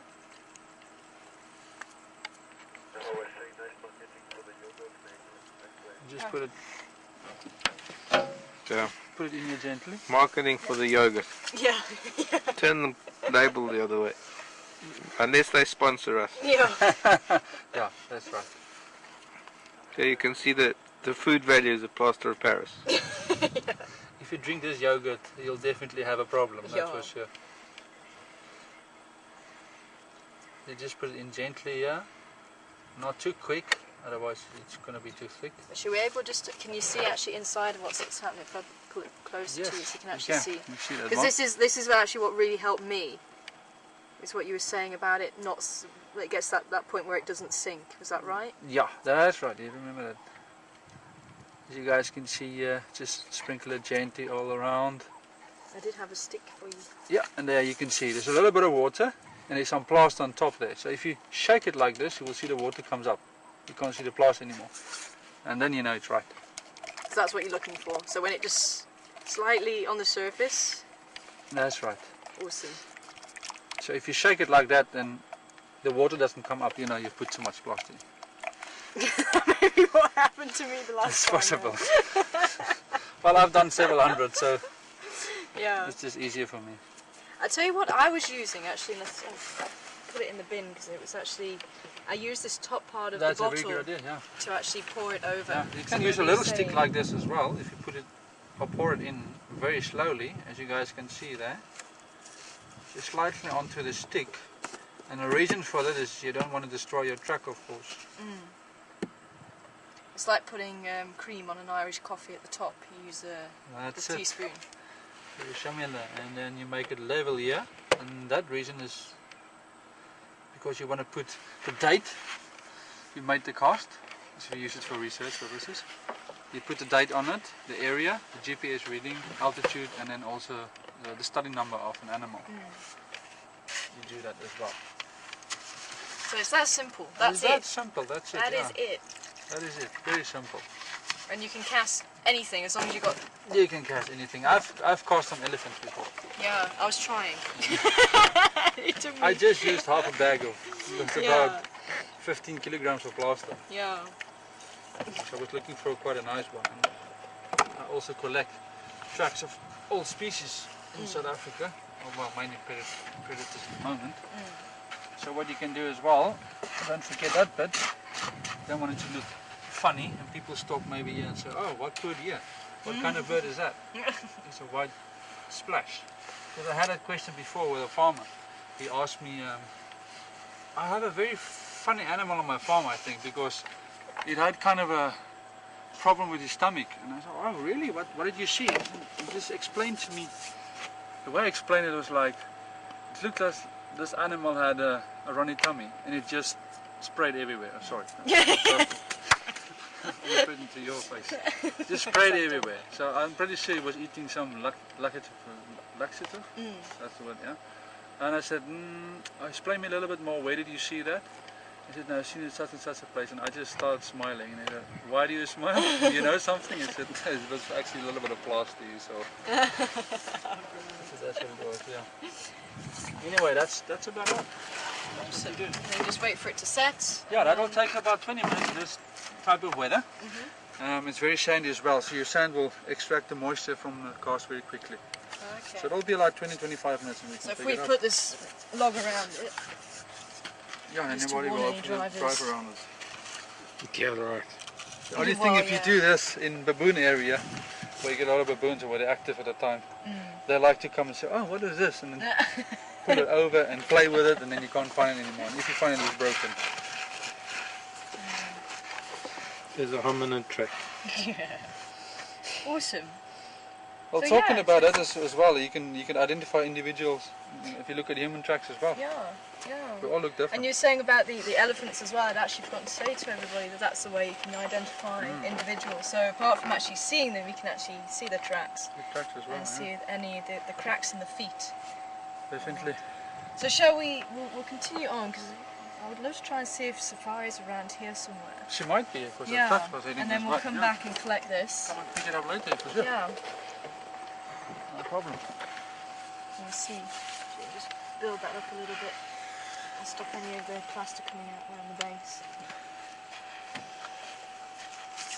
Awesome. That's it. Let's see if we can jump aboard and just remind me to come back towards the end of the night.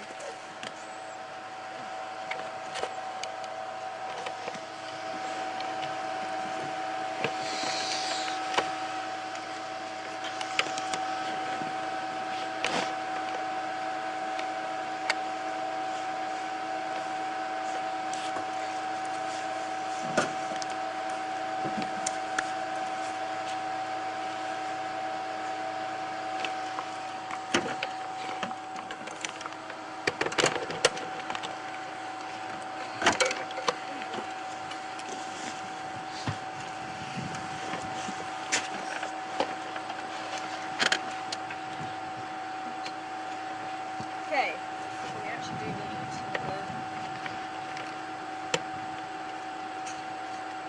something about switching the sound off on the camera. Just got to keep a track of what we did today. So we did kudu. Kudu was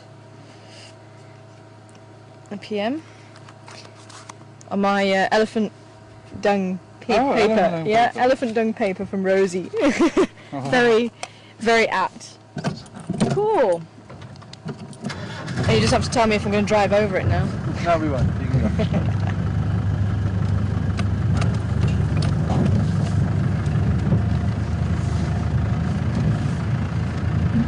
So we're looking out for some more dung or tracks to test everybody with as well. Down all tracks. Dung or tracks. Have you done that one before? Sorry? Have you done that dung before? Yep, we did that one a Oh, you couple of did days ago, yeah. Sorry, go again, Sumac. Hi, Sumac. Good afternoon to you.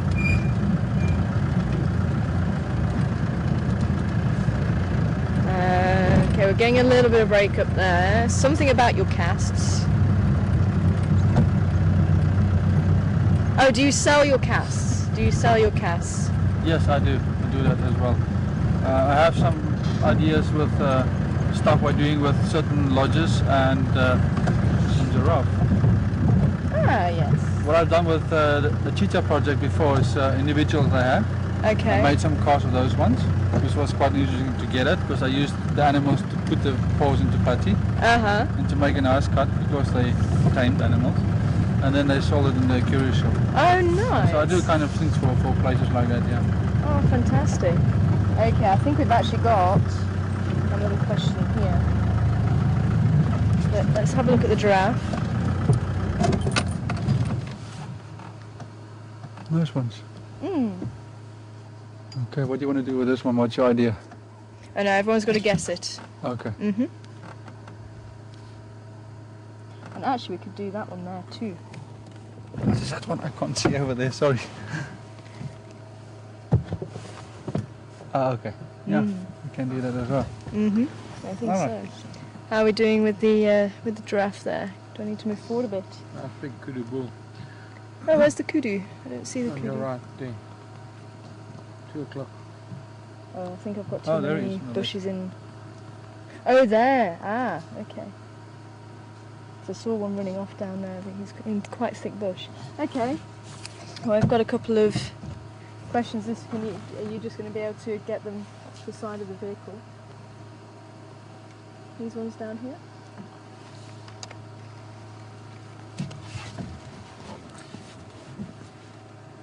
Shall we walk over? Yeah, I think so. Are you good to go? Not great. Light isn't great. Can you see this one or not really? No, not that one. Which one? This one? No. Where are you? The first one I can see is the next one on. Those two, yes. Ah, okay, so quite small. These ones here. Are you able to get this one? Yeah. Cool. There you go, there's one. Not in great detail though. No, there's not too much detail.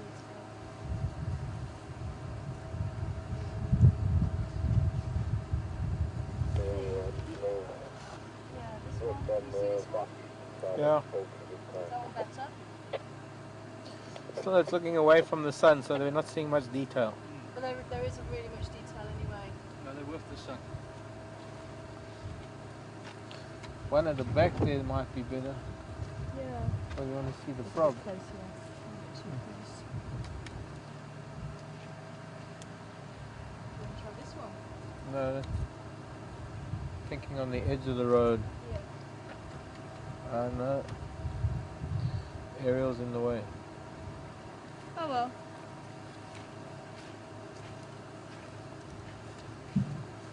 These ones are going to be a little bit close.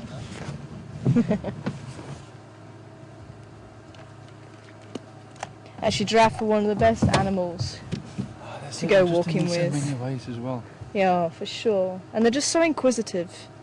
Such a calm creature. It's actually one of the best animals to go walking with children as well. Yes, it is. Well, probably one of the safest animals. I had large an interesting animals. experience the other day with clients. We were busy looking at tracks, and there was a female leopard in that area with 3 cubs. One of our study animals, and we were looking at the giraffe for a while. I mean, then we got out of the vehicle. We were walking down towards the carcass, because there was a carcass in the area. I didn't want them to get too close in case the leopard is there. I want to spook them, and also don't want to be in a dangerous situation. So we walked just where we can see the carcass, and the giraffe actually followed us. Oh wow! Yeah, they were walking behind us.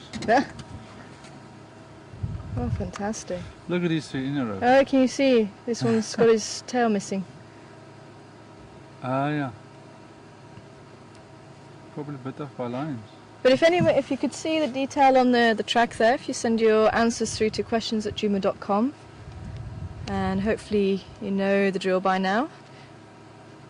Put your name and whose track you think it is in the subject line.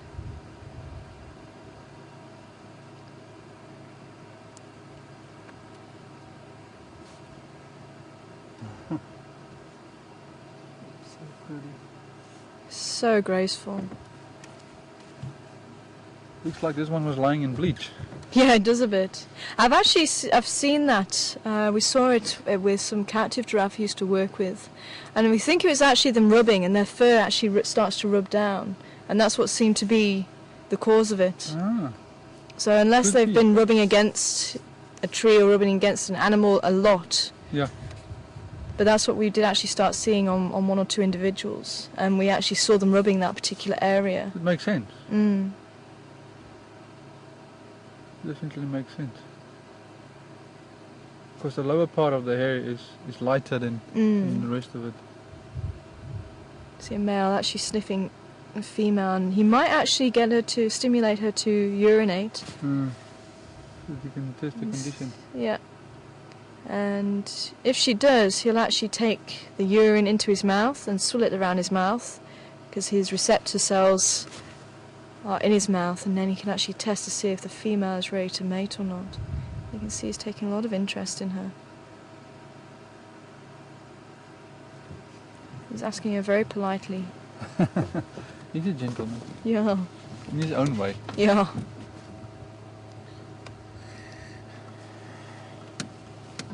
Let me just see if we can move around the corner a little bit. I might be able to see them a little bit better again. I was hoping those kudus might come back.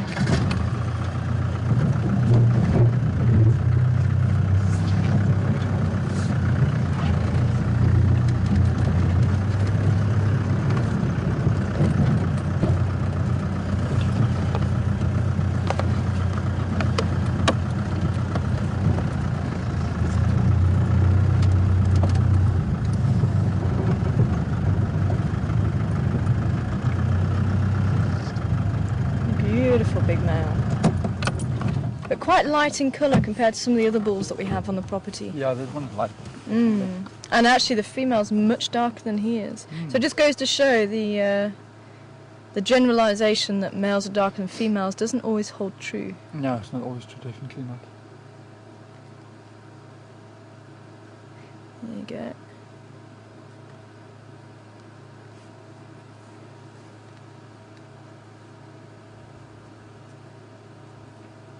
But you can see actually the horns there on the male, they're quite thick. Much thicker than with the female. And of course also bald. Yes, although I have seen bald females as well, because they've scratched the horns. I've seen it only a few times. And if you have a look at the female, Mark's zoomed in on now, you can see the horns, or the ossicones as they're called, are quite thin compared to the male we were just looking at.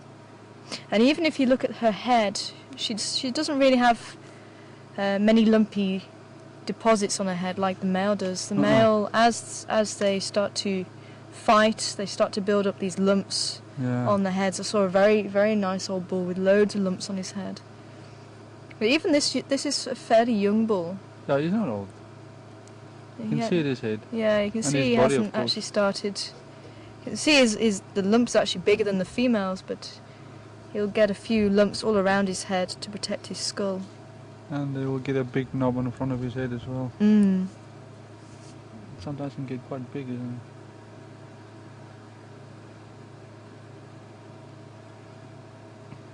it? Yeah, well, if you guys want to, out there, watching this program now, if you want to see this in real, then you should come and join us on Track Safaris. And we'll bring you here. You can meet the team, see what they do on Wilder TV. Yeah, and we actually go down to the lodge and have dinner. You had Sebastian last night, didn't you? Yeah, he was there last night, yeah.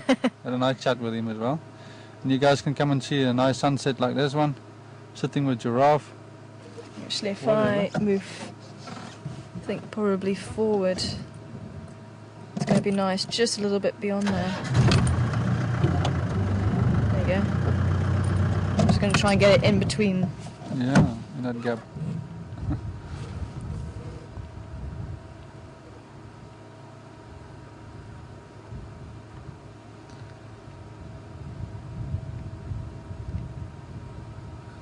There's no sunset like sunsets in Africa. You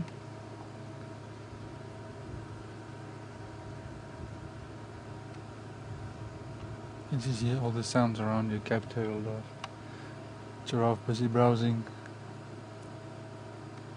All we need now is that leopard in the background. Yes. You can do a call. Yes, we can do a call for the people. I'm no good at it, go on. You want to do one now? Yeah. People, if you listen carefully, you will hear the sound of what a leopard will make when you hear one in the wild. And maybe with that nice sunset, the sound will go pretty good with. Oh,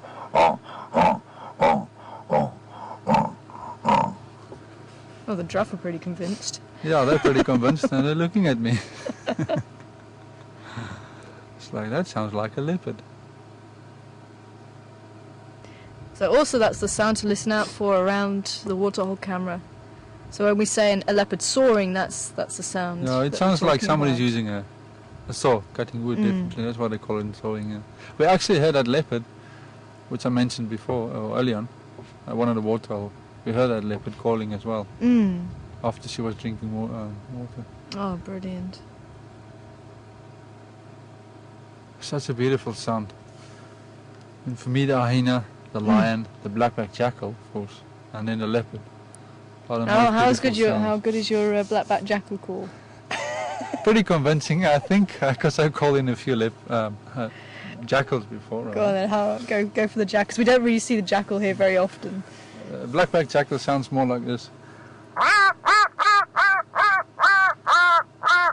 And they go into a long... That's pretty convincing. That's pretty good. That's probably the best jackal I've ever heard. Yeah, I think it's the best jackal I've heard. Mine just sounds like it's being throttled. And they also, when they communicate with each other, they make like a... that sound. Awesome.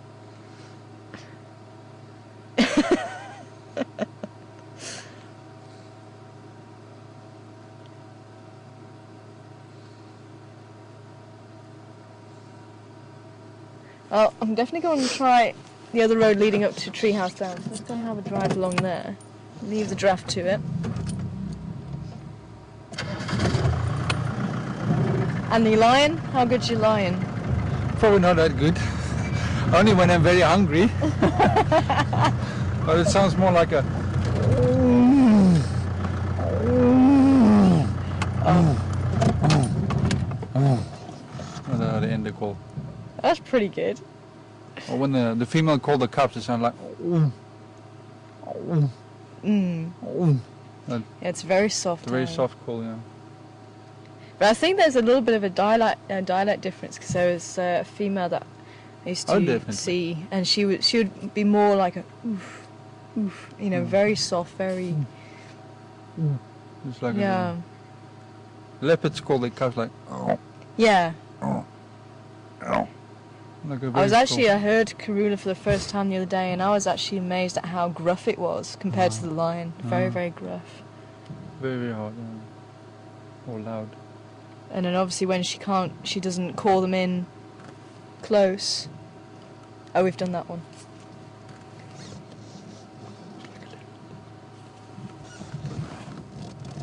Oh, yes. We didn't do that one.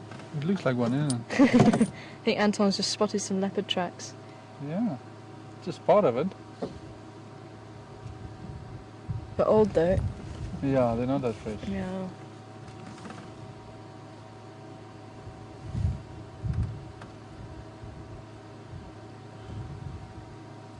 Beautiful. I can sit here for hours until it's dark. Oh, definitely, hey. I keep feeling at the moment that we're just running out of time all the time on an afternoon cake drive. I think we need to start an hour earlier. That's what I do a lot with our clients as well. Go out and just sit somewhere, especially this time, where you can hear the day sounds fading away and then the night sounds coming or taking over. And just sit and listen.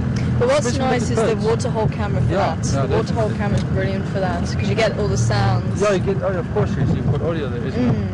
And then you just, you sit and this is that bird and this is why they're calling and trying to explain the language. That's what people enjoy. Definitely. They enjoy it.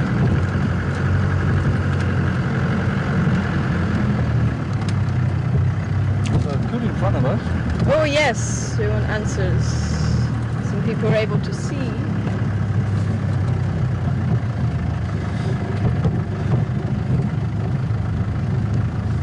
The second one. Put some more tracks in.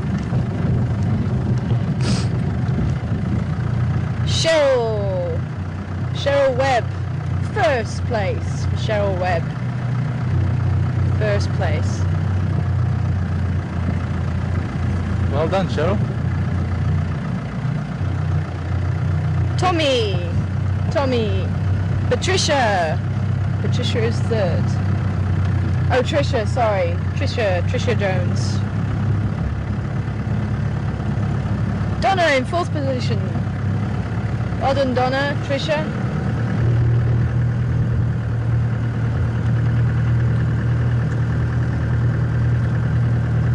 Ricky, fifth position.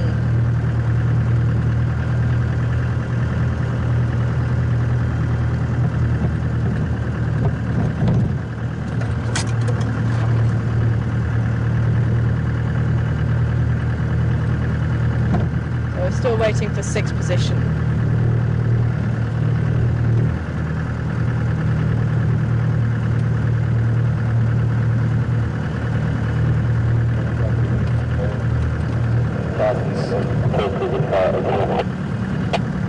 And Raisa is the sixth position. So well done, everybody. What was it? It was a zebra.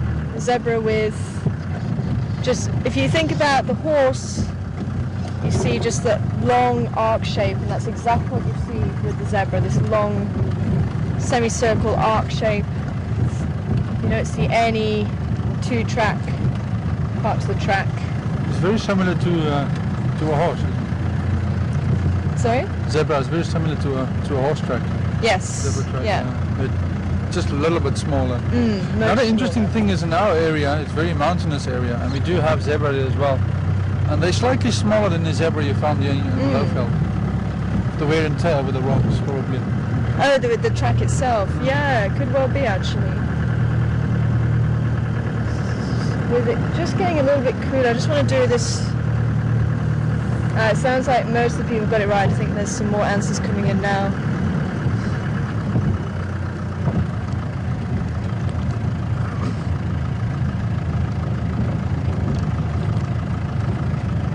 We can have a sound quiz if you guys want to do that. A few people said giraffe and hyena for it.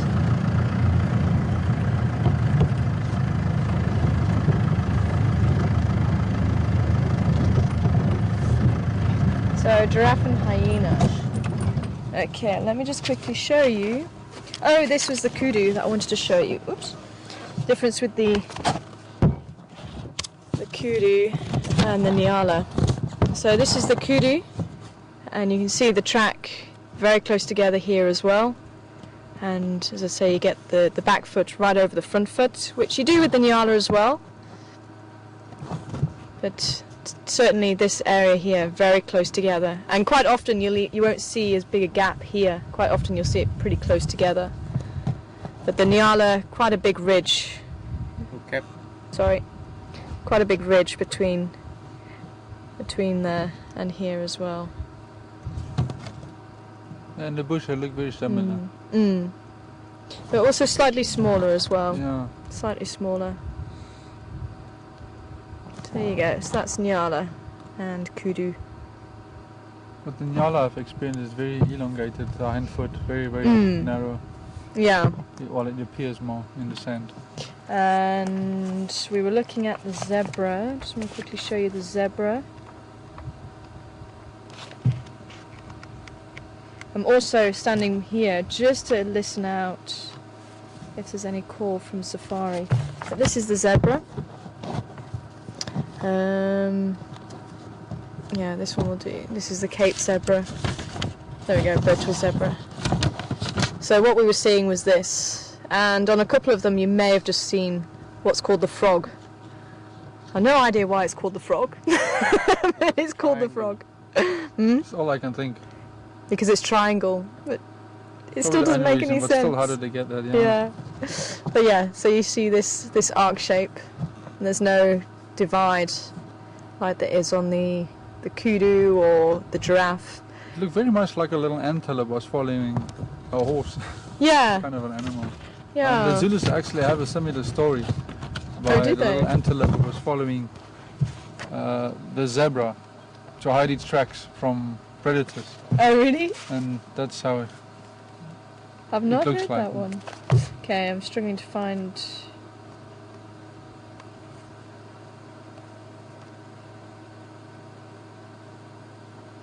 My giraffe now.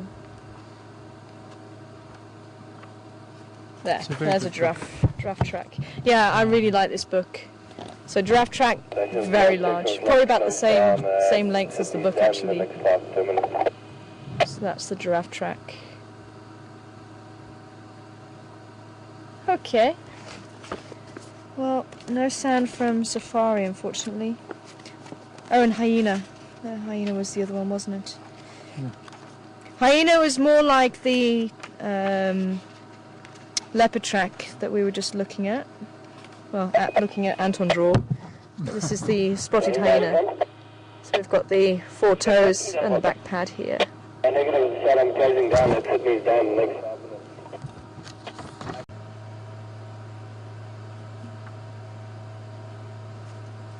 stand on this side, we can have better light.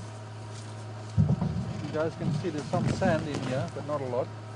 So I stand closer to the mic. Close there. to the mic there. You guys can see here, there's some sand on the track, but not a lot. It's a bit loose here, it falls off easily. And this part of the main pad is quite clear. You know what I'm saying? Yeah. So all you do now, you just take the ring like this and just pull it open. And you said last time if it was a bit stuck, you just sort of twist it slightly, Yeah, hey? you just twist it slightly. Off the sand. You just And press that's up it, then on that's one your- end, and there it is. That's Now your you can cast. see quite clearly. All you can do now when it's really hard, you just take water and wash it off. Maybe if I take a little water here, maybe you can help me here, Tara. We just probably walk around, yeah? Oh. It's quite difficult with one hand. This Pour was- water and brush. Yeah. Would If you you have an use it? assistant like a Tara, then Yeah. why should you struggle? A little bit more. There it is.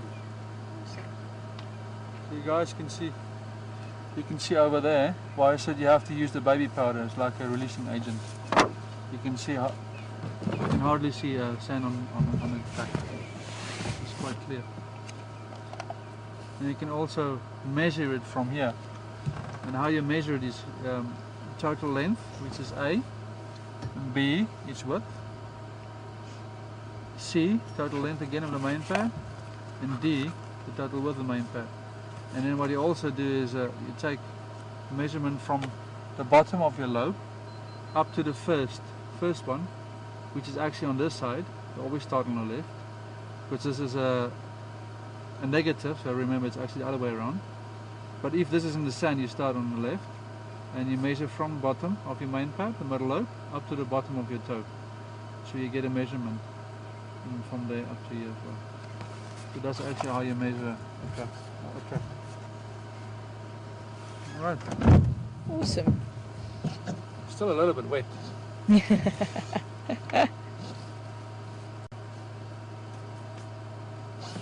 Get close off my hands. I'm not hearing any more beeping.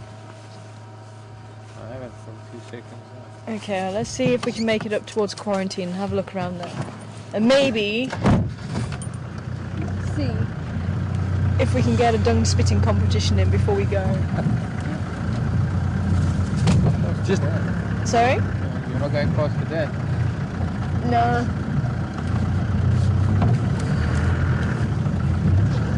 the other day I had a spitting competition with my clients, and they were from Canada, and the lady didn't really want to do it, but her husband did, and he spit quite far, to be honest.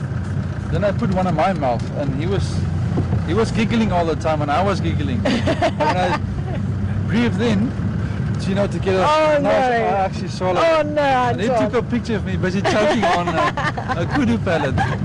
So that was funny. Oh, So brilliant. you do have your fun in the bushes, Oh right? yes. Now, just to actually tell us where the whole dung spitting competition came from. How did it come about? Well, it's the Afrikaans people, what they call the Boers, have a lot of different sports, and the one they have is dung spitting, the dung spitting competition. To see how I can spit it the furthest. So it actually started with the Afrikaans people many, many years ago. Well, that's how I know the story. I don't know if you know a different one. No, that's what I've heard as well. There was no such thing as TV and things like that. No, It was, you have to keep you busy with all kinds of stuff. yeah, keep yourself busy with something. Some funny stuff.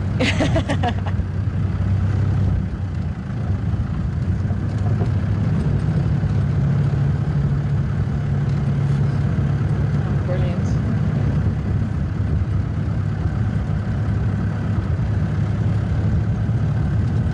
And this is the time when you're ready to start walking around.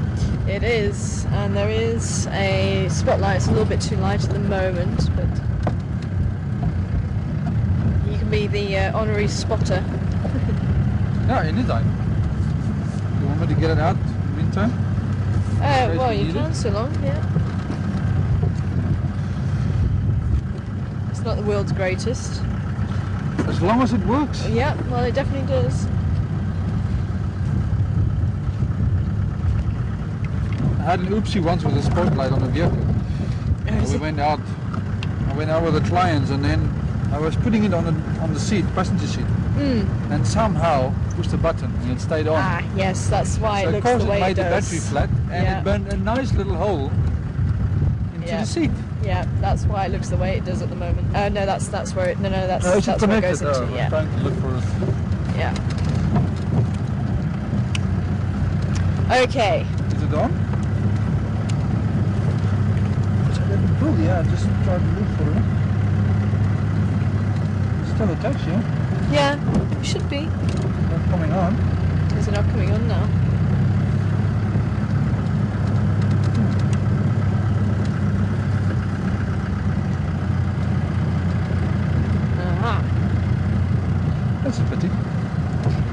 might just be that it's just popped off the battery.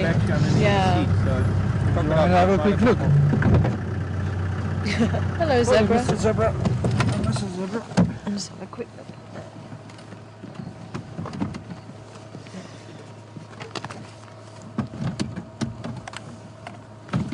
There we go. Ah, yeah. Oh, No, it is off. Yeah. Oh, okay. Yeah, that is a little bit there. Yeah, something's just going on there. Round this side. That's it. Ah, perfect. Go down here then. See it don't break it? Yeah. Sure? Yep. Good. I just don't want explosion underneath. Yeah. That's what I want. That's the last thing I need now. I'll go up in smokes. Yeah, no, I'd rather you didn't. It would be nice if you did. That'll be an experience. Yeah, no. Not an experience we want to have here.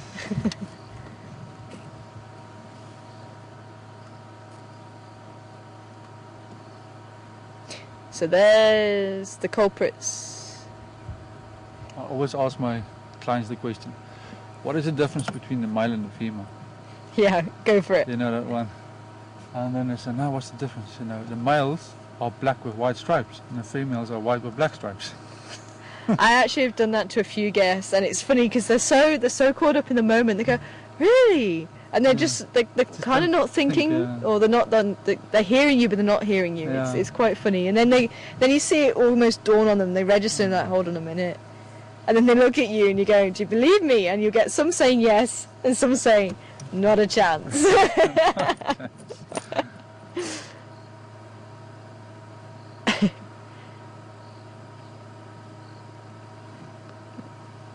One of the plain zebra.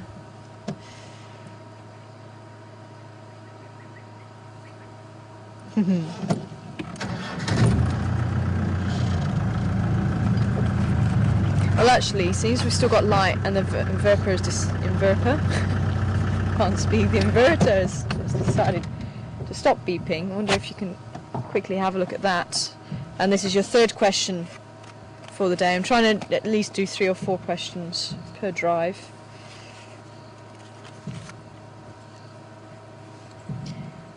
So, who dung it?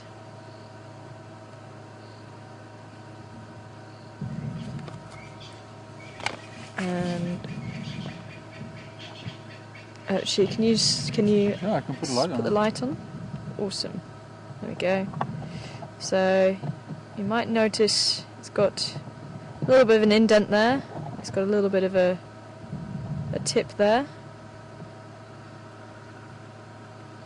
And if I break it open for you,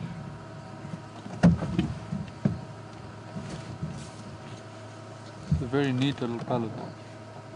there you go. You can have a look inside. Very fine material. So last question of the evening. Who dung it? questions@juma.com. Unfortunately, I've destroyed the pellet, so I hope you saw it. But yeah, a nice indentation, a nice tip, very characteristic of this particular animal. But I'll accept that there's 2 possibilities, but I will accept either. And it was pretty spread out as well from where I got it from.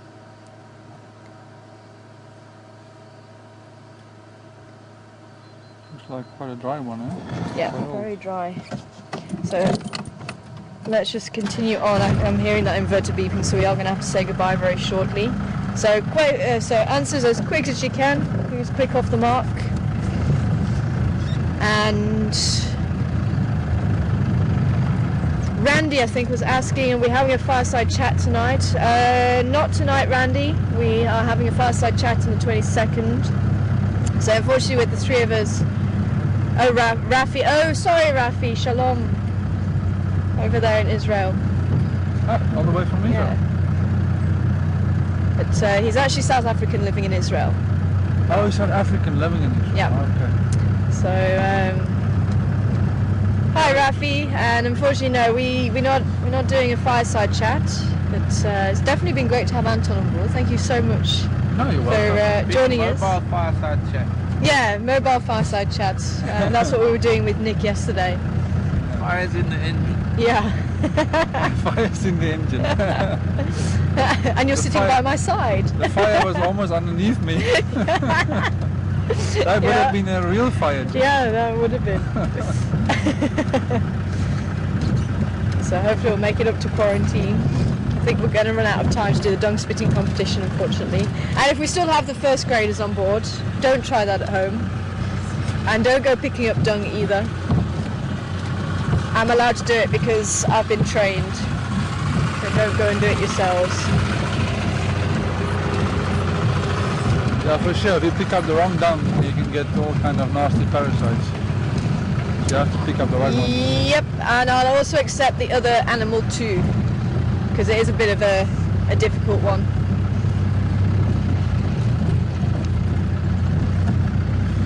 But while we were driving here, maybe the people that didn't hear me before, I would just like to invite the viewers over wherever they're from to come on safari with us, on track safaris.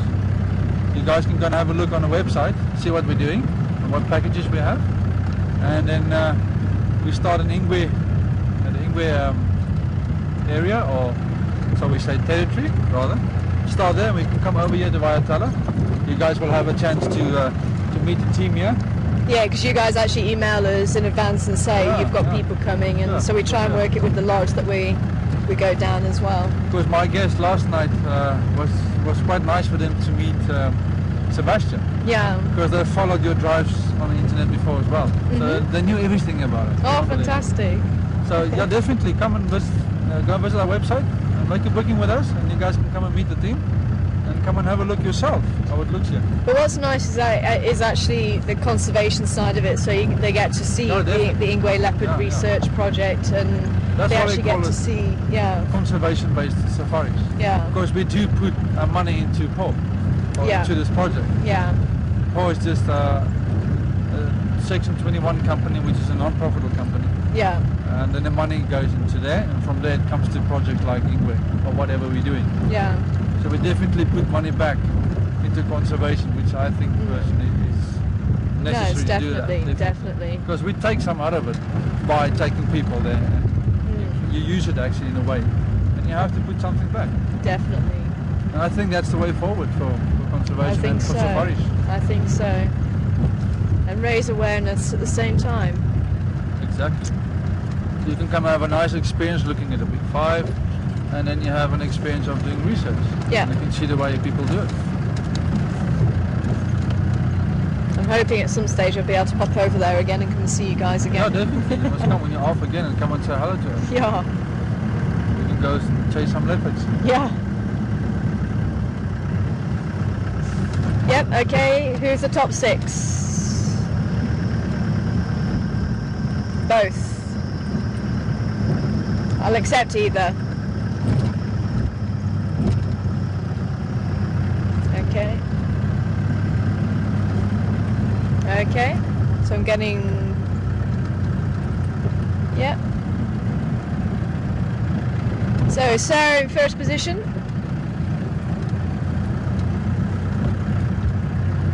Trisha in second position.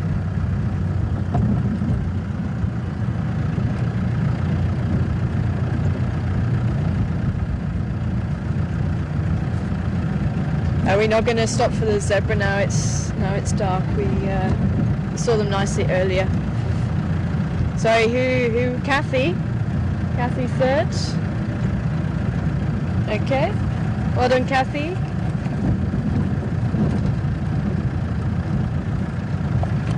Sorry, not rhino, not zebra. Brandy, fourth position.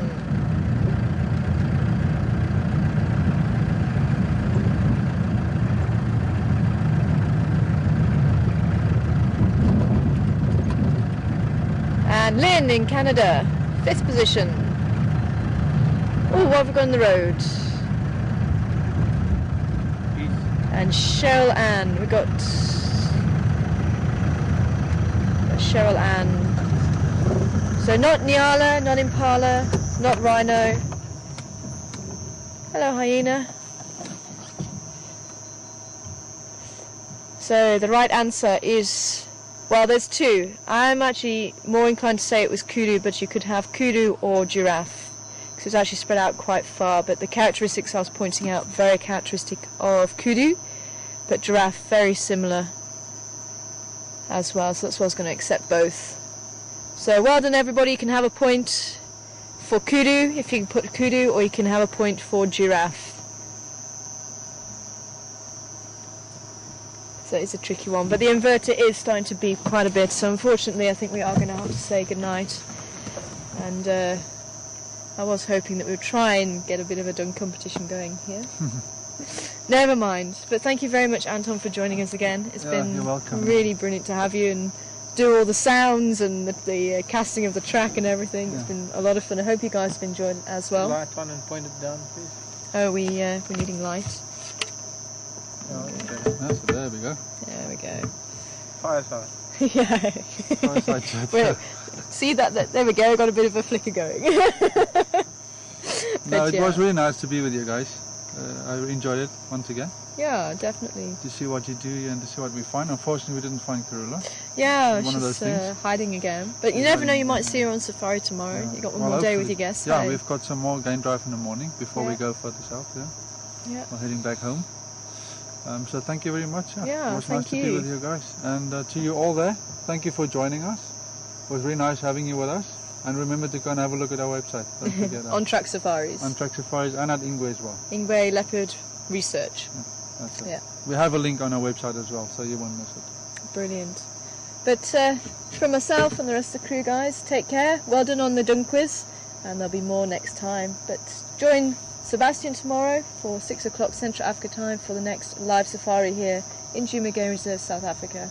Take care wherever you are in the world, and we'll see you again soon. Bye for now. Bye-bye.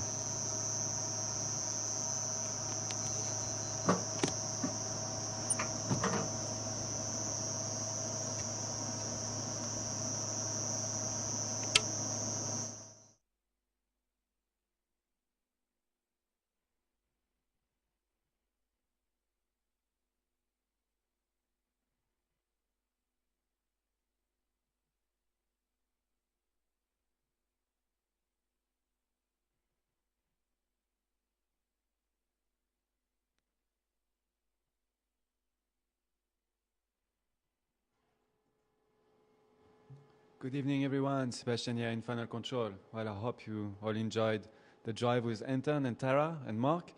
And sorry if a few questions were not answered, but as you could see, there was a lot of conversation going on between Anton and Tara, and even Mark also at the back, so it was very interactive and very interesting. So I didn't have a chance to forward all the questions, but most of them were answered, and we did manage to do a bit of track and dunk quiz as well, which is awesome. Tomorrow morning, I'll be on drive at 6 o'clock Central African time with Tara behind the camera and Mark back in Final Control. I won't have any guests, so don't expect any guests tomorrow. I was supposed to go on drive with Nick the other day, like I told you, but then he got very busy in the afternoon at the lodge, so it got cancelled, and then he was on drive yesterday with Mark. And it's just a pure coincidence that Anton was also at Djuma this week, so he could also do a drive with Tara. But hope you all enjoyed the drive, and I wish you all a good evening or a great day, depending on where you are in the world. And I will see you all tomorrow morning. Rise and shine, 6 o'clock Central African time. Bye for now.